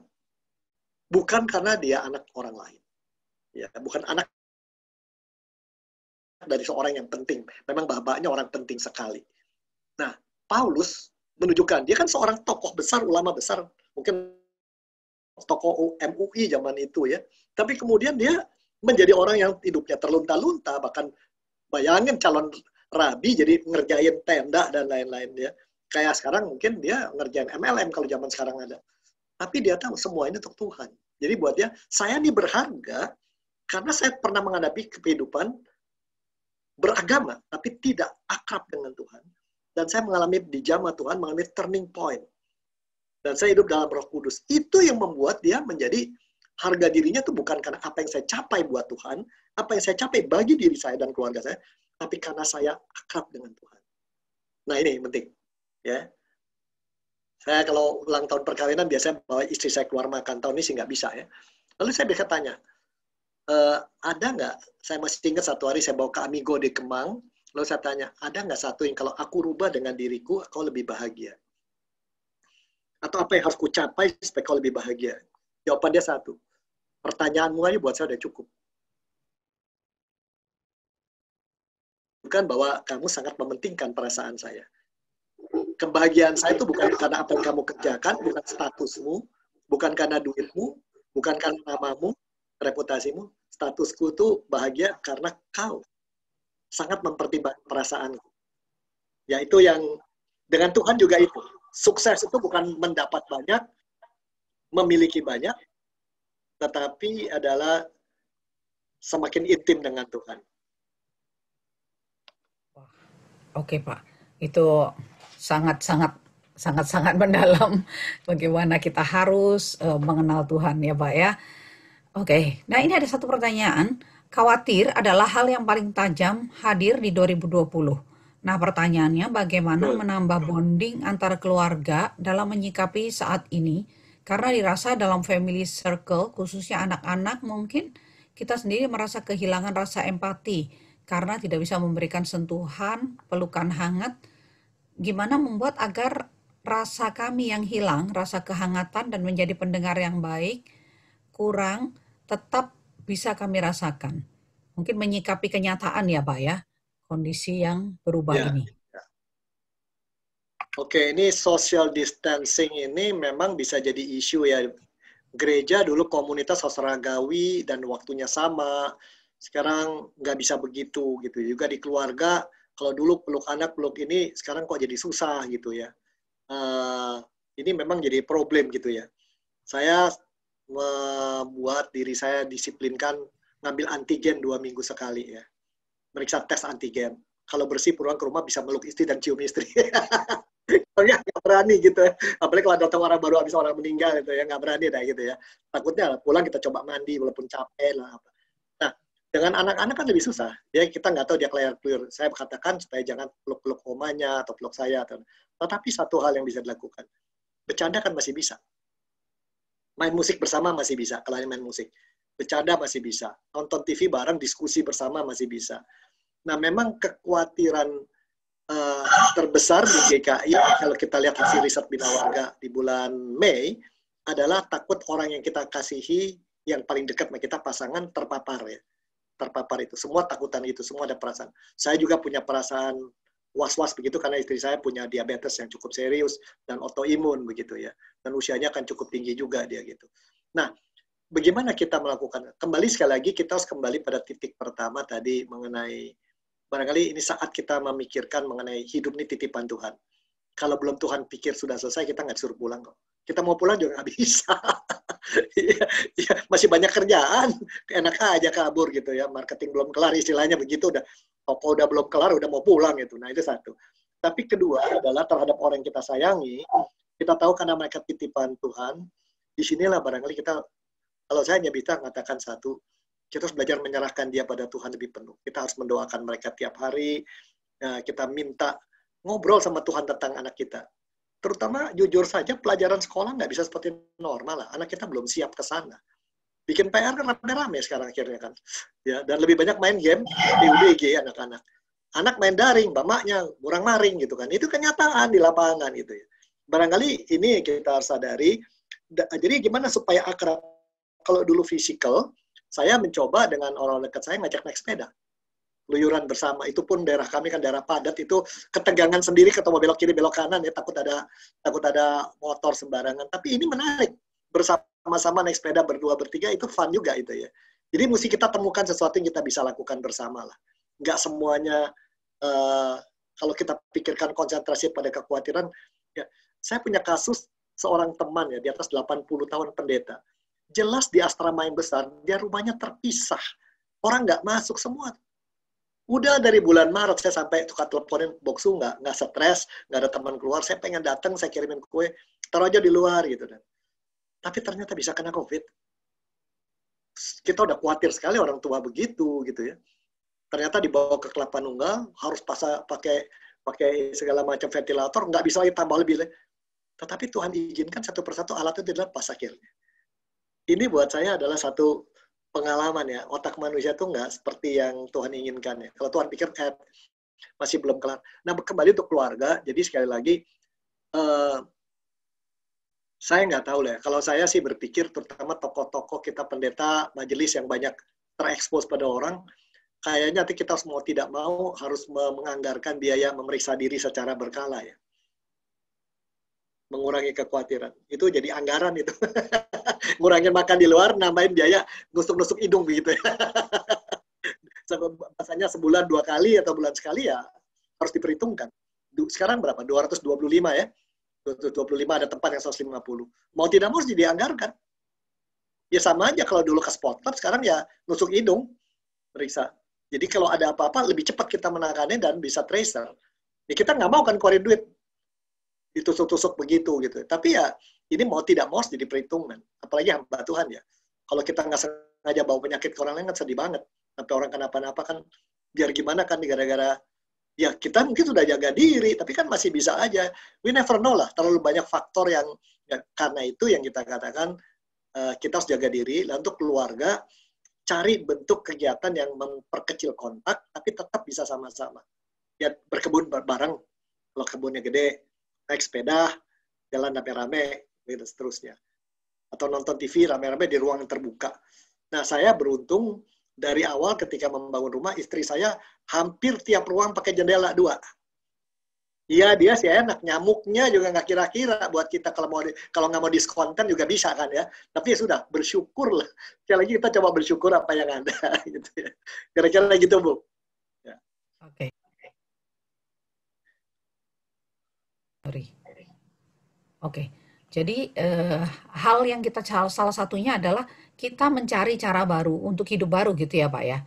Mencari cara-cara yang baru yang tidak sama dengan yang kemarin gitu ya. Baik itu dalam hidup, keluarga, ataupun tadi anggaran ya Pak ya.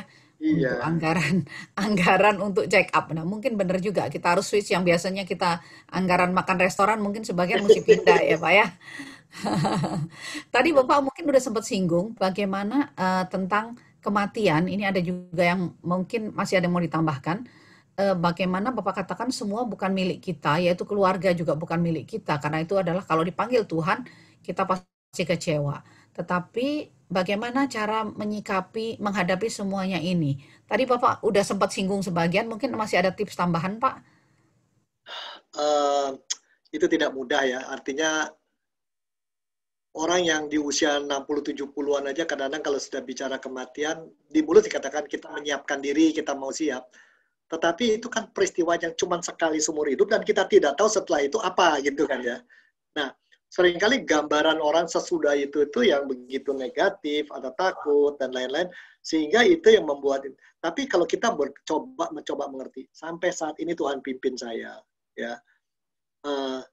Saat ini Tuhan juga bicara melalui kesempatan seperti ini. Masa ke depan Tuhan cuma di bumi aja dijaga, barangkali begitu. Itu untuk diri kita. Tapi buat orang yang kita kasihi, barangkali kita mesti terus mulai mengajarkan di gereja. Kalau dia dipanggil Tuhan, artinya Tuhan sudah anggap dia lulus sekolah. Dia sudah enak gitu loh. Jadi orang yang pergi itu kita yang kehilangan, kita akui. Kehilangan, kita sedih, kita marah, kita ketakutan, kita segala macam. Tapi buat orangnya dia sudah oke. Jadi kalau teman-teman bala keselamatan istilahnya adalah kalau pendeta meninggal atau itu, dia kembali sudah menuju diangkat ke kemuliaan Tuhan. Istilahnya positif bener gitu ya. Ya, positif. Kalau kita kan bicaranya sampai bertemu lagi gitu, mikirnya lama ketemunya. Bahasa kita barangkali tentang kematian juga harus dirubah barangkali ya. Lebih positif bahwa itu sudah lulus sekolah gitu ya. Sudah purna bakti, emeritus dari hidup. Emeritus dari hidup gitu loh. Jadi kalau dengan pakai bahasa begitu, kita juga nggak terlalu takut. Ini yang jadi masalah ya. Jadi hal ini jadi, tapi pasti harus kita akui kehilangan tuh tinggi ya. Apalagi kalau dengan COVID misal meninggal ini, dadakan, sesuatu yang dadakan tuh membuat kita pertama melalui grieving process itu kita kaget, ini kok begini gitu. Kita mulai apa bener apa enggak. Nanti udah mengatur bener, kita mulai menyalahkan diri. Ini salah siapa? Salah saya nih, kenapa saya nggak urus? Atau salah dia, secara dokternya atau siapa. Kemudian kita bisa terima dan mulai menangis nggak berhenti. Masa putus asa. Setelah itu baru coping, menerima itu kenyataan. 4 tahap itu harus kita lalui kalau menghadapi saat kematian. Dan itu harus diajarkan pada kita semua supaya kita tahu lebih baik. Kita jarang mau bicarakan hal ini. Ya. Nah ini, satu hal yang saya mau ajak bicara mengenai soal setelah pasca pandemi. Pasti hidup nggak bisa seperti sekarang ya. Pertama, di dalam, kalau Anda pebisnis, nanti supply chain dan marketing itu mau tidak mau berubah total. Kalau Anda tidak berubah, Anda akan, dan kerjasama akan berubah. Saya tahu di sini ada 3 perusahaan retail gede, malah saling sharing gudang. Luar biasa, tadinya hantam-hantaman, mulai sekarang saling sharing gitu ya. Interesting loh, retail gede saling sharing gudang. Ini mesti siap kita. Supply chain, kalau dulu dari factory kepada retailer, kepada grosir, sekarang channelnya banyak sekali, harus dipelajari.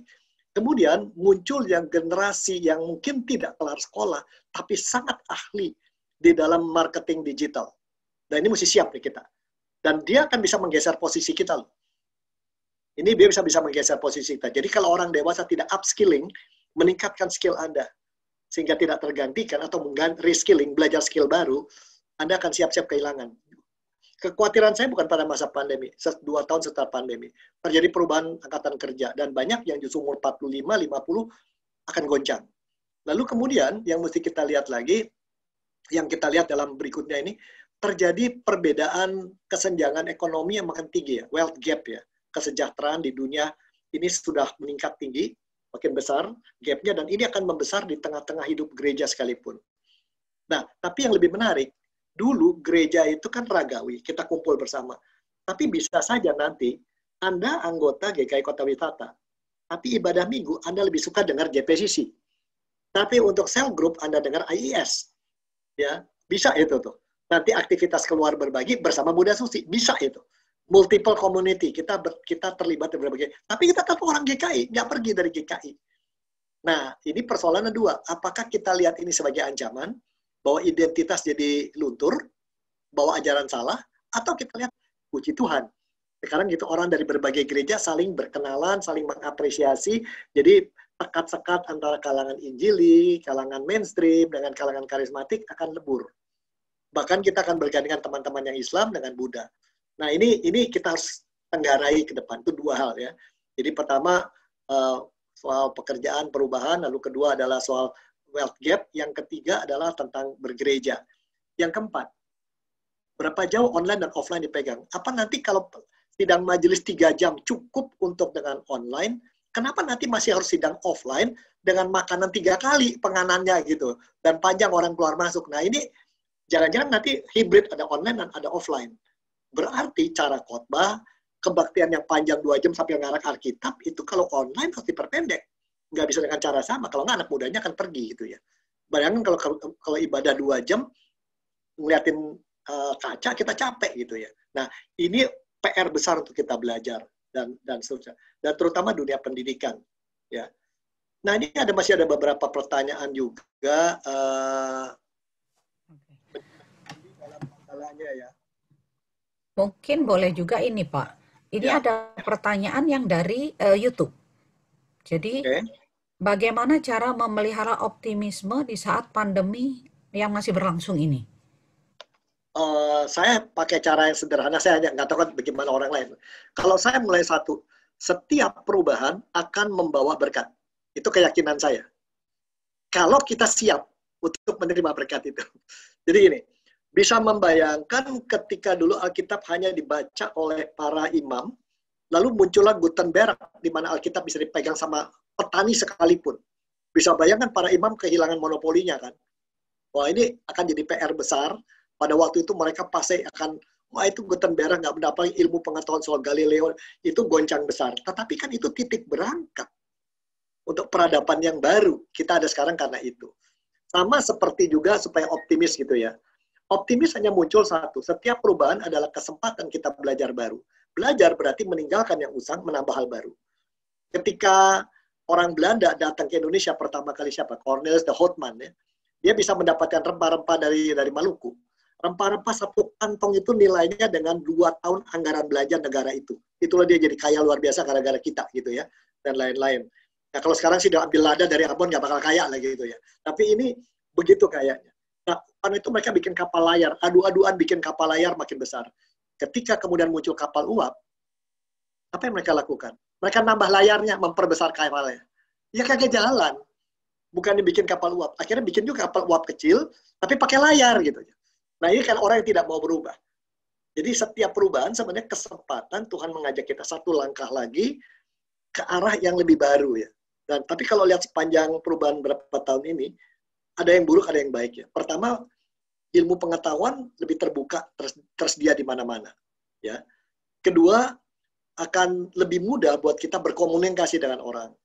Yang ketiga, lebih bisa mengekspresikan diri. Nah, ke depan saya lihat orang yang optimis itu harus menyadari zaman ke depannya membuat orang lebih berekspresi, berkolaborasi, terjadi demokratisasi informasi dan definisi, bahayanya juga narasi, kita harus membuat narasi, tapi orang butuh refleksi. 5 hal itu.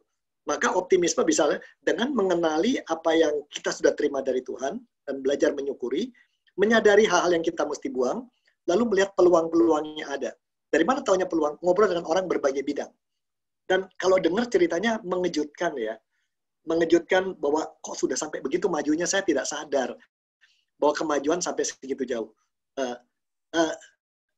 Ya, saya nggak bisa bicara terlalu banyak, tapi dari dunia bisnis itu yang saya amati banyak kemajuan-kemajuan yang luar biasa. Ya, seperti sekarang nanti dengan kombinasi WA dengan Facebook dan namanya big data itu akan banyak dampaknya buat kita semua dan banyak yang baik. Nah, jadi ada orang yang tidak optimis hanya lihat sisi negatifnya aja. Tapi ada yang over optimis, lihat sisi positifnya aja. Kita mesti lihat dua-duanya dan tetap melihat di balik itu, kalau kita berefleksi dengan baik, kita bisa ambil sisi positifnya. Ya, seperti Via Appia zaman Paulus, membuat tentara Romawi bisa kemana-mana, menjajah. Di pihak lain, penginjil-penginjil bisa pergi sampai ke tempat yang jauh yang nggak pernah terpikir sebelumnya. Injil sampai ke ujung bumi. Ya, sisi itu. Kita bisa lihat. Ya. Terima kasih. Terima kasih, Pak. Nah, ini dari Pendeta David nih, Pak. Tadi Ya, kita ngomong puas ya. Mari Rasa minum dulu. puas. Boleh, Pak. Ya. Nah, kalau ini batasan antara rasa puas dan rasa puas diri, begitu Pak? Mungkin kalau bahasa Inggrisnya agak beda ya, contented dengan apa tuh? Rasa puas diri, begitu ya Pak ya? Ya, saya coba memahaminya, kalau puas diri itu disebabkan karena kita sudah mencapai banyak, sesuai yang kita mau, gitu ya. Sesuai harapan kita. Saya pengen punya rumah 400 meter persegi, saya kerja mati-matian sampai dapat, nanti saya puas. Lalu timbul puas diri. Itu puas positif. Tapi juga ada orang yang puas diri yang mengatakan, gue segini juga cukup, padahal ada kesempatan lain ya. Saya nggak mau naik pangkat di kantor, puas gue di sini. Ada juga begitu. Artinya, yang penting adalah apa yang dia harapkan dengan apa yang dia peroleh, dia pikir pas. Apa yang kebutuhan dan jadi keinginan dia dianggap sama gitu ya, sudah tercapai. Itu puas diri. Dan kadang-kadang itu orang lain, kamu bisa mencapai lebih. Enggak, gue puas segini katanya. Nah ini puas diri. Kalau contentment, tidak selalu apa yang kita harapkan tercapai. Tidak selalu apa yang kita inginkan kita peroleh. Tetapi kita melihat apa yang sudah pernah kita peroleh dan kita berterima kasih. Dan kita lihat apa yang kita tidak peroleh itu karena mungkin Tuhan sedang siapkan anugerah lain yang lebih besar gitu. Di situ letaknya. Ya. Kita inginkan anak kita jadi dokter. Tetapi tingkat 2 dia keluar dari kedokteran. Aduh, rasanya kesal banget. Udah keluar duit banyak, uang pangkalnya kok dia keluarin. Tapi dia menjadi seniman gitu ya. Aduh, kenapa jadi seniman gitu ya. Nah, kalau orang yang tidak puas diri, kesel sama itu ya. Tapi kalau orang yang konten, mungkin Tuhan menyiapkan dia menjadi seorang penyair besar sedunia yang mempengaruhi orang.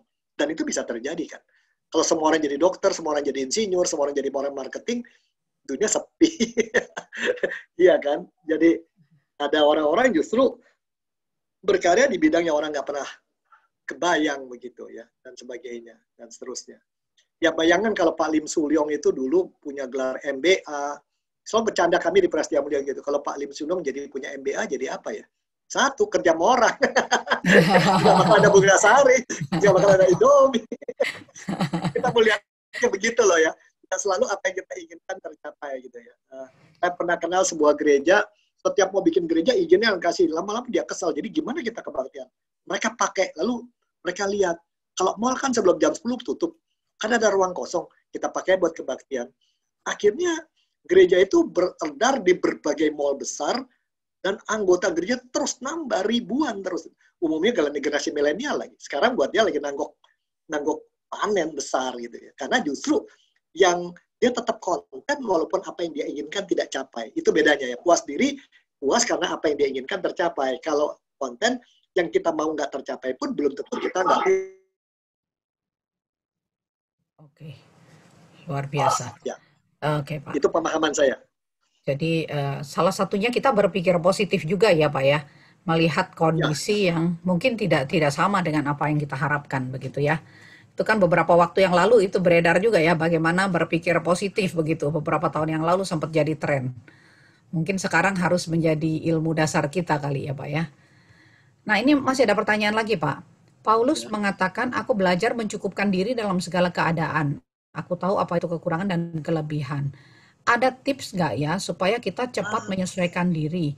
Karena beban, apalagi sifatnya sudah fix, nggak mudah untuk di cut off. Ini pertanyaan dari Pak Rife ada 2, mungkin sekalian aja Pak. Menarik dalam hal Paulus, kalau ada makanan pakaian cukuplah. Tetapi apa yang melekat dalam hidup kita ini begitu banyak yang menggandoli kita. Bagaimana kita agar bisa kembali ke hal yang mendasar itu? Ya, jadi begini ya. Paulus itu bisa jadi topik sendiri bicara. Kenapa dia bisa konten? Karena dia punya visi. Dia tahu buat dia hidup itu buat apa. Saya mau menyampaikan Kristus kemana saja. Itu tujuan saya, itu misi hidup saya. Semua utama itu, yang lain tidak utama. Jadi dia bisa menentukan yang utama apa, yang paling bernilai buat dia apa. maka yang lain semua bisa negosiasi, bisa ditawar. Nah, orang yang jadi masalah di zaman sekarang dalam dunia penuh banyak pilihan ini, semua hal jadi penting buat kita gitu ya. Ya, saya masih ingat ketika saya masih kecil punya celana panjang 2, oblong 3, sama baju sekolah 2, itu rasanya udah kaya banget gitu ya. Sekarang punya baju mungkin ada 12, saya mau kasihin orang rumah, jangan, sayang. Nanti orang Natal orang kasih lagi, ada yang saya pakai, ada yang nggak cocok, saya berikan pada hamba Tuhan yang lain. Jangan, nanti orang masih mungkin kamu mau pakai. Jadi itu kita rasanya nggak pernah cukup puas gitu ya. Kita ingin punya, bisa dinikmati, ada cadangan, plus ada juga siapa tahu masih butuh. Nah, barangkali yang dikatakan ini, saya belajar dari orang Jepang gitu ya. Kita lihat secukupnya aja lah gitu ya. Jadi orang Jepang kalau dilihat punya barang nggak banyak. Putra saya yang ketiga itu, rumahnya di kamar dia tuh barang tuh dikit banget. Cuman tidak ada barang yang tidak istimewa. Semua barang tuh spesial. Jadi artinya nggak ada, susah dicari di tempatnya. Buku dia nggak sampai 100, tapi buku itu buku yang sulit dicari di mana-mana. Ya.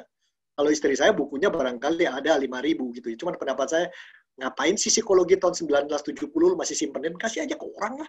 Ya.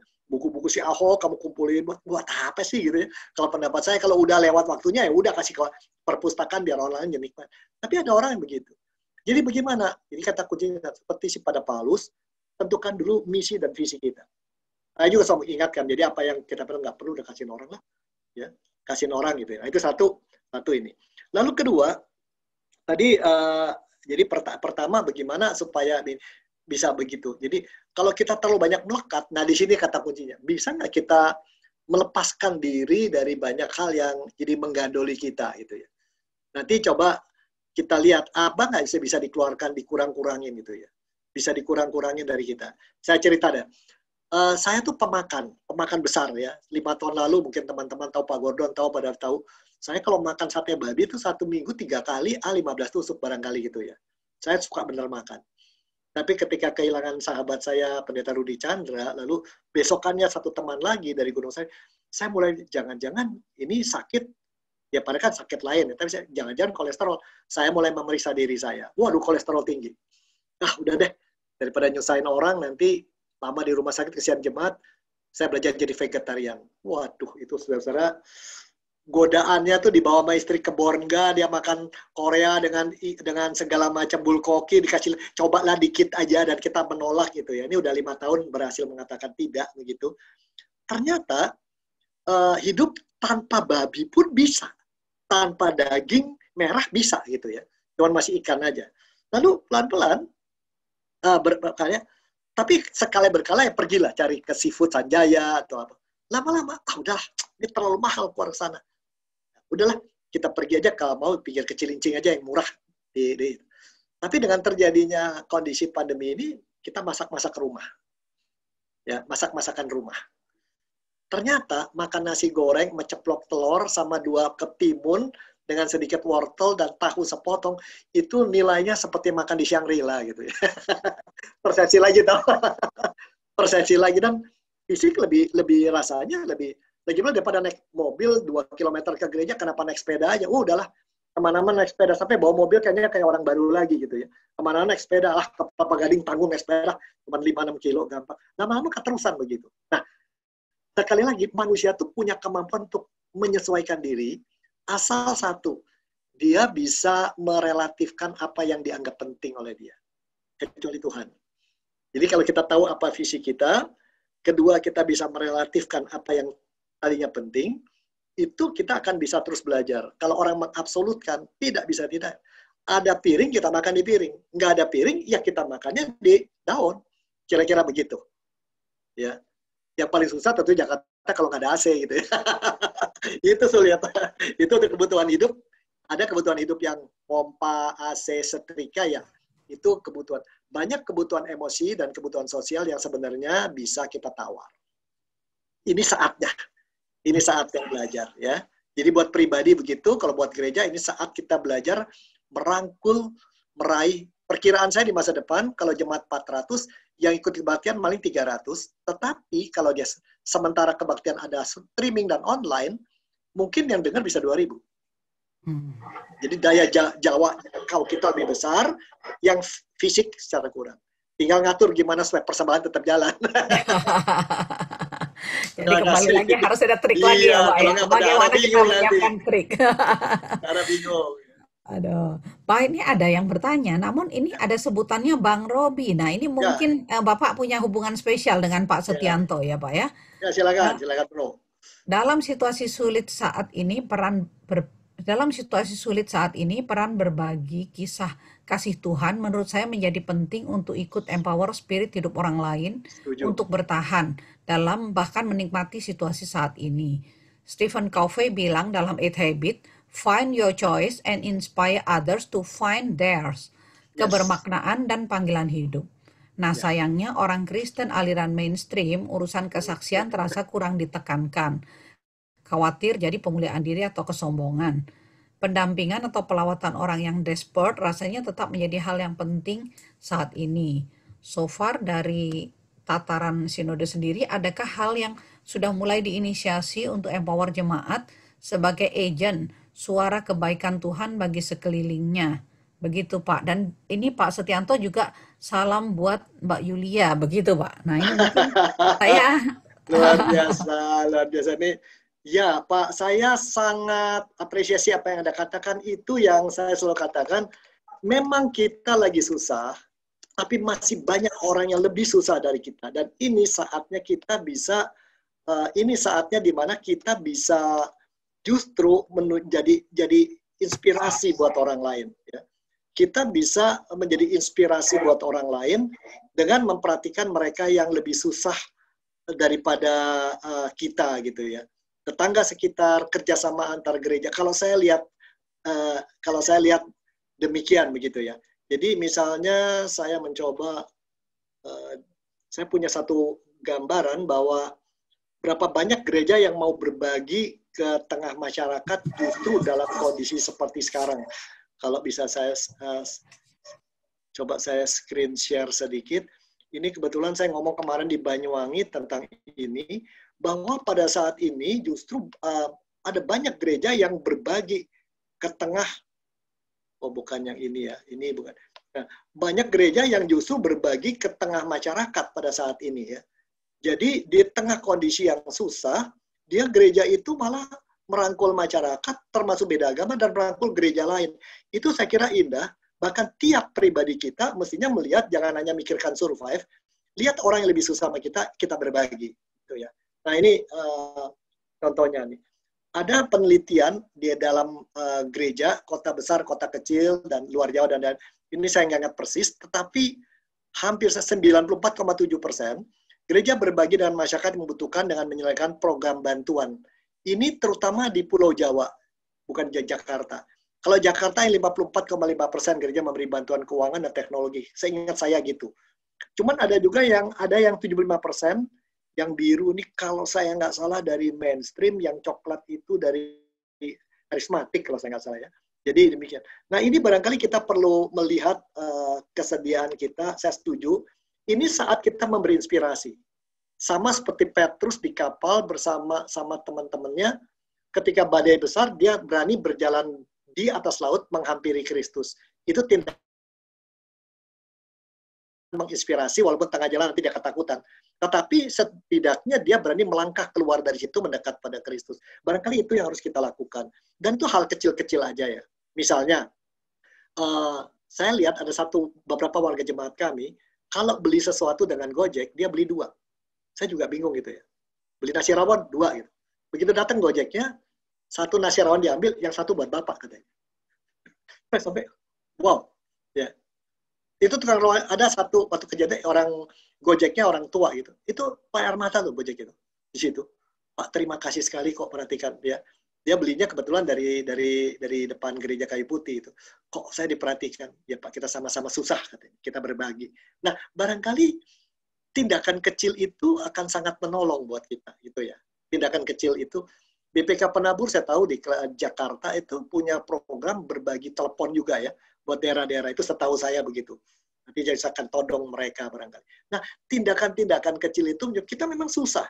Cuman kita tidak mengarahkan diri pada kepentinganku saja. Tapi apa yang Tuhan rencanakan dengan kerajaan Allah. Jadi bukan hanya kita mikirkan gereja kita, tapi kerajaan Allah gitu ya. Sebagaimana Tuhan kehendaki. Saya setuju dengan kata-kata Bapak. Bahkan kita bisa menolong orang untuk di dalam susah ini supaya dia bisa melihat berkat-berkat Tuhan, melihat masa depan nggak selalu gerap, sehingga dia bisa menemukan kekhasan dirinya sendiri. Ya, menemukan kekhasan dirinya sendiri yang luar biasa ya. Barangkali seperti ini ya. Ibu-ibu banyak bisa bikin kue, bisa bikin makanan, bisa bikin ini, ngajak anaknya bikin, itu lama-lama merupakan bukan soal cari duitnya. Ibu sama anak kerja sama-sama menghasilkan sesuatu ya, dan kita mengajarkan ke orang lain yang hal-hal kecil. Jadi saya kira kadang-kadang kita mau mikir pengalaman besar, padahal yang kecil bisa dilakukan. Nah, kalau pertanyaan apakah sinode melakukan itu, saya kira temporary dalam kasus di Tongoa itu sinode melakukan sesuatu yang besar ya. Cuman saya nggak tahu besar detailnya gimana. Mungkin pendeta Gordon tahu. Maklum lah, kalau emeritus tugas utamanya jadi ART gitu ya. Kalau bak mandi nggak penuh, kalau itu sampah nggak dibuang, saya digonggong sama bos saya di rumah gitu ya. Jadi ya tugas saya utama lebih perhatiin itu ketimbang yang gede-gede bagian tadi. Rasanya sinode melakukan. Saya kira GKI dalam soal itu selalu sangat komit ya. Bahkan saya terharu dalam percakapan di GKI, Kayu Putih dan lain-lain, bahkan tenaga outsourcing pun tidak boleh sampai ada yang diberhentikan, jangan sampai kurang keuangannya, karena mereka orang di luar aja kita bantu, masa yang dekat enggak. Saya dengar seorang majelis ngomong gitu, saya bilang, puji Tuhan lah gue nggak sia-sia jadi pendeta, ada majelis yang seperti itu, pola pikirnya gitu ya. Nah, itulah saat ini. Kita memang semua lagi susah, tapi masih banyak yang jauh lebih susah dari kita, dan disitulah kita bisa sentuh hidup mereka. Melalui kata-kata, pemberian kecil, tanya jawab, atau hanya sekedar perhatian, atau WA saja. Kirim WA, udah lama kelihatan tante, gimana keadaannya gitu. Ya, terima kasih.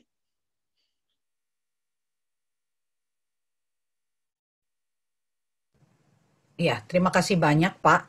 Jadi banyak sekali kita sudah mendiskusikan malam hari ini. Mungkin semua pertanyaan sudah terjawab. Jadi kalau kita lihat tadi pertama kita membicarakan bagaimana kita punya persepsi. Apa yang kita ada dalam diri kita, apa yang kita persepsikan tentang apa yang kejadian gitu ya. Dan dari diskusi-diskusi tadi, kalau saya sih menarik satu kesimpulan, kita harus siap berubah dengan kondisi yang begitu cepat berubah. Kita harus fleksibel. Nah, ini satu skill yang harus kita siap. Jangan sampai juga dalam kondisi tadi dibilang nanti malahan orang yang 45 tahun ke atas, nah mungkin sebagian di antara kita itu yang malah ketinggalan karena kita tidak siap berubah. Karena kita siap berubah, otomatis kita harus banyak belajar, begitu ya. Dan kita harus siap belajar hal-hal baru dengan cara-cara yang baru, menyikapi kondisi. Saya pikir ini tadi beberapa kita sempat diskusikan. Bagaimana kita juga memandang positif untuk hal-hal yang perubahan, dan itu tidak mudah karena pada posisi kondisi manusia pada umumnya kita ngomong asas kelembaban begitu ya, lebih enaklah pada kondisi yang sekarang gitu, berubah itu sulit. Nah, bagaimana memandang perubahan itu justru dari sisi positif. Bagaimana kita melepaskan diri kita dari hal-hal yang kurang penting dan beranjak pada titik yang paling utama. Nah, ini hal-hal yang praktikal banget yang harus kita lakukan di dalam kehidupan kita. Bagaimana kita keluar dari diri kita sendiri gitu ya. Dan hal-hal utama tadi yang kita lihat, bagaimana kita punya persepsi harus kita jaga. Jangan sampai kita berpatok pada persepsi, tidak melihat fakta.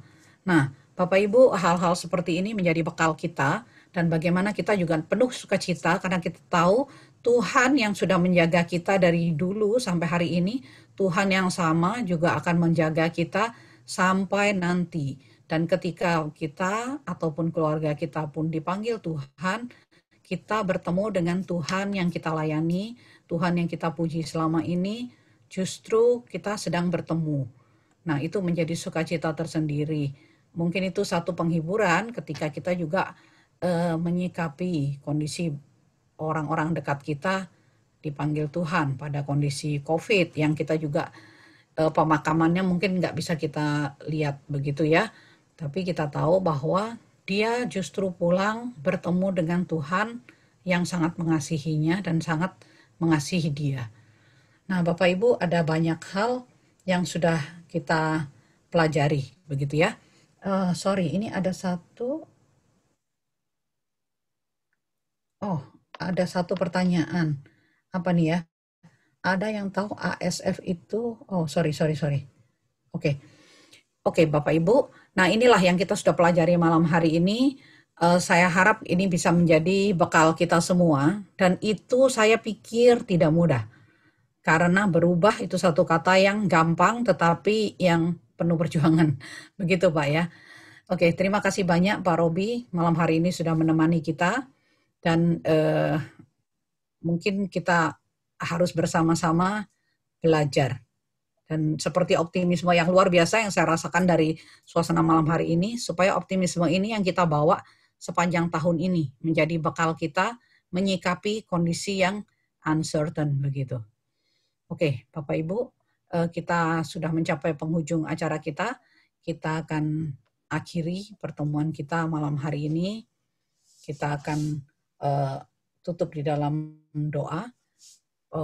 Mungkin mohon dengan hormat Bapak Motret Pendeta. dulu, Bu.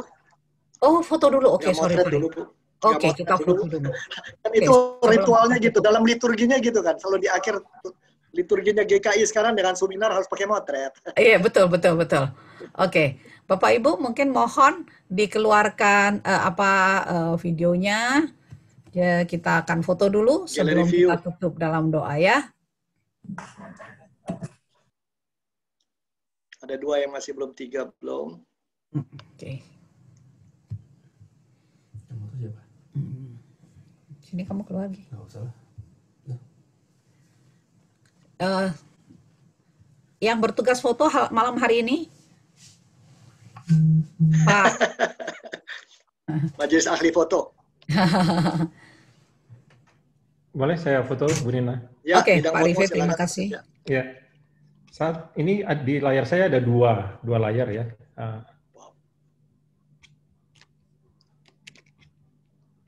Satu, dua, tiga. Sekali lagi, satu layar lagi. 1, 2, 3. Sudah. Ya.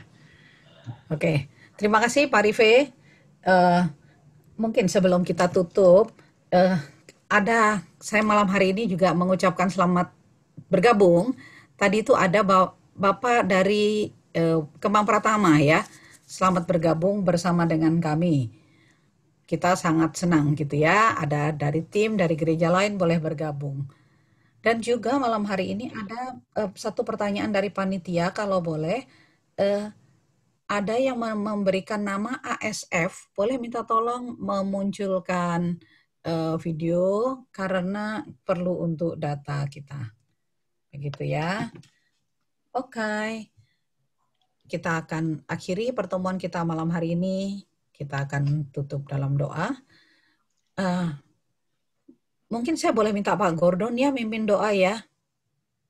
Baik, Kak Nina. Ya, sebelum kita berdoa, tadi saya nggak penuh ikut, harus bertemu dengan seorang ibu yang sudah sembuh dari COVID-19, tetapi dia merasa takut dan khawatir sampai ia tidak bisa tidur ya.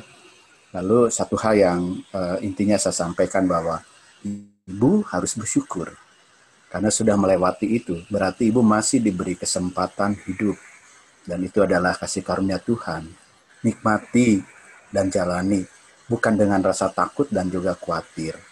Justru ibu bersyukur punya kesempatan mengalami sakit COVID. Saya masih belum. Ada banyak orang yang masih belum dan mereka was-was.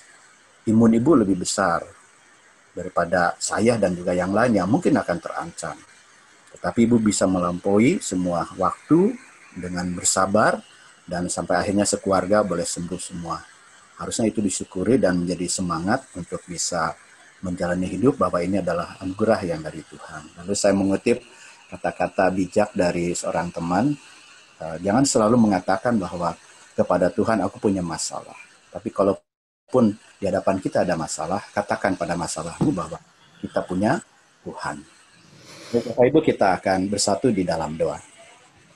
Bapak di surga, terima kasih lewat webinar ini kami boleh mendengarkan paparan dari rekan kami, Pendeta Emeritus Robi Chandra, tentang segala sesuatu ya yang harus kami sikapi tentang perjalanan hidup yang harus kami tempuh di hari besok dan juga di hari-hari selanjutnya, yang terkadang rasa khawatir di tahun 2020 dan ketakutan itu seolah-olah ditempatkan kembali di 2021. Namun lewat terang firman Tuhan, kiranya kami tetap menjadi orang yang punya rasa optimis dan juga pengharapan bahwa pemeliharaan Tuhan memang selalu sama, kasih setiamu ya Bapa yang telah Kau nyatakan waktu-waktu yang lalu, itu juga akan nyatakan bagi kami. Pengalaman-pengalaman dan perubahan-perubahan kiranya tidak membuat kami menjadi mundur, tidak menjadi lemah, tidak menjadi merasa hancur, tapi justru kiranya itu dapat boleh membentuk diri kami menjadi orang-orang yang tegar, yang teguh, tetap terus menjalani hidup ini sambil tetap bersyukur dan hendak memuliakan Engkau.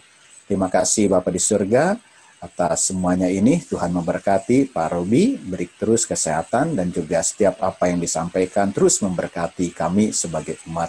Terima kasih juga Panitia Natal dan juga Komisi Dewasa yang telah memfasilitasi kami. Berkatilah kami dalam setiap kehidupan dan pergumulan kami masing-masing, keluarga demi keluarga, agar kami tetap terjaga dan dilindungi di dalam kuasa-Mu, agar kami dijauhkan dari paparan virus COVID-19 dan juga dampak-dampak yang ditimbulkannya, baik yang terkait dengan masa depan kami, studi kami, ekonomi kami, perusahaan kami, dan sebagainya. Tetapi kami selalu percaya Tuhan yang memelihara kami, yang mencukupkan kami, yang memberkati kami.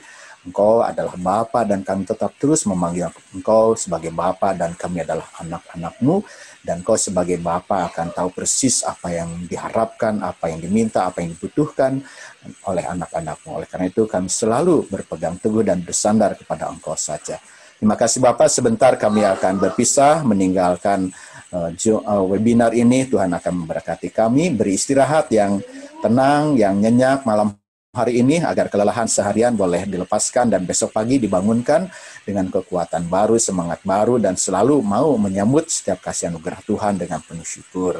Kami menyerahkan seluruh kehidupan kami dan pelayanan-pelayanan kami ke dalam tangan Tuhan dan juga pelayanan di Komisi Dewasa. Terima kasih juga karena dengan webinar ini tanggung jawab Panitia Natal dapat boleh diselesaikan, kiranya mereka boleh mempersiapkan segala sesuatunya untuk mengevaluasinya ya Bapak. Inilah doa, permohonan, dan syukur kami. Kami bawakan semuanya itu di dalam satu nama Tuhan kami Yesus Kristus, Tuhan dan Juru Selamat kami yang hidup. Amin. Amin. Terima kasih Pak Udon. Kami Buksu. Terima kasih Pak Gordon. Terima kasih Pak Robi. Terima kasih Pak Robi, Pak Gordon. Terima kasih Pak Robi. Terima kasih. Terima kasih Pak Robi. Terima kasih. Sama-sama semuanya. Ya. Malam. Terima kasih Pak Robi. Atas nama GKI Kota Wisata, saya mewakili Bapak Ibu semua, boleh mengucapkan terima kasih kepada Pak Robi yang sudah begitu semangat menemani kita malam hari ini. Semoga Tuhan terus memakai Pak Robi melayani Tuhan dalam pekerjaan Tuhan dengan setia. Terima kasih Bapak Ibu juga yang sudah bergabung malam hari ini, juga Bapak Ibu yang bergabung di YouTube. Kita akan akhiri pertemuan kita malam hari ini. Sampai jumpa di pertemuan kita yang akan datang. Selamat malam. Selamat malam, Tuhan memberkati. Kanina. Selamat malam. Selamat malam. Terima kasih Pak Robi, Pak Gordon. Pak Robi. Ya, monggo.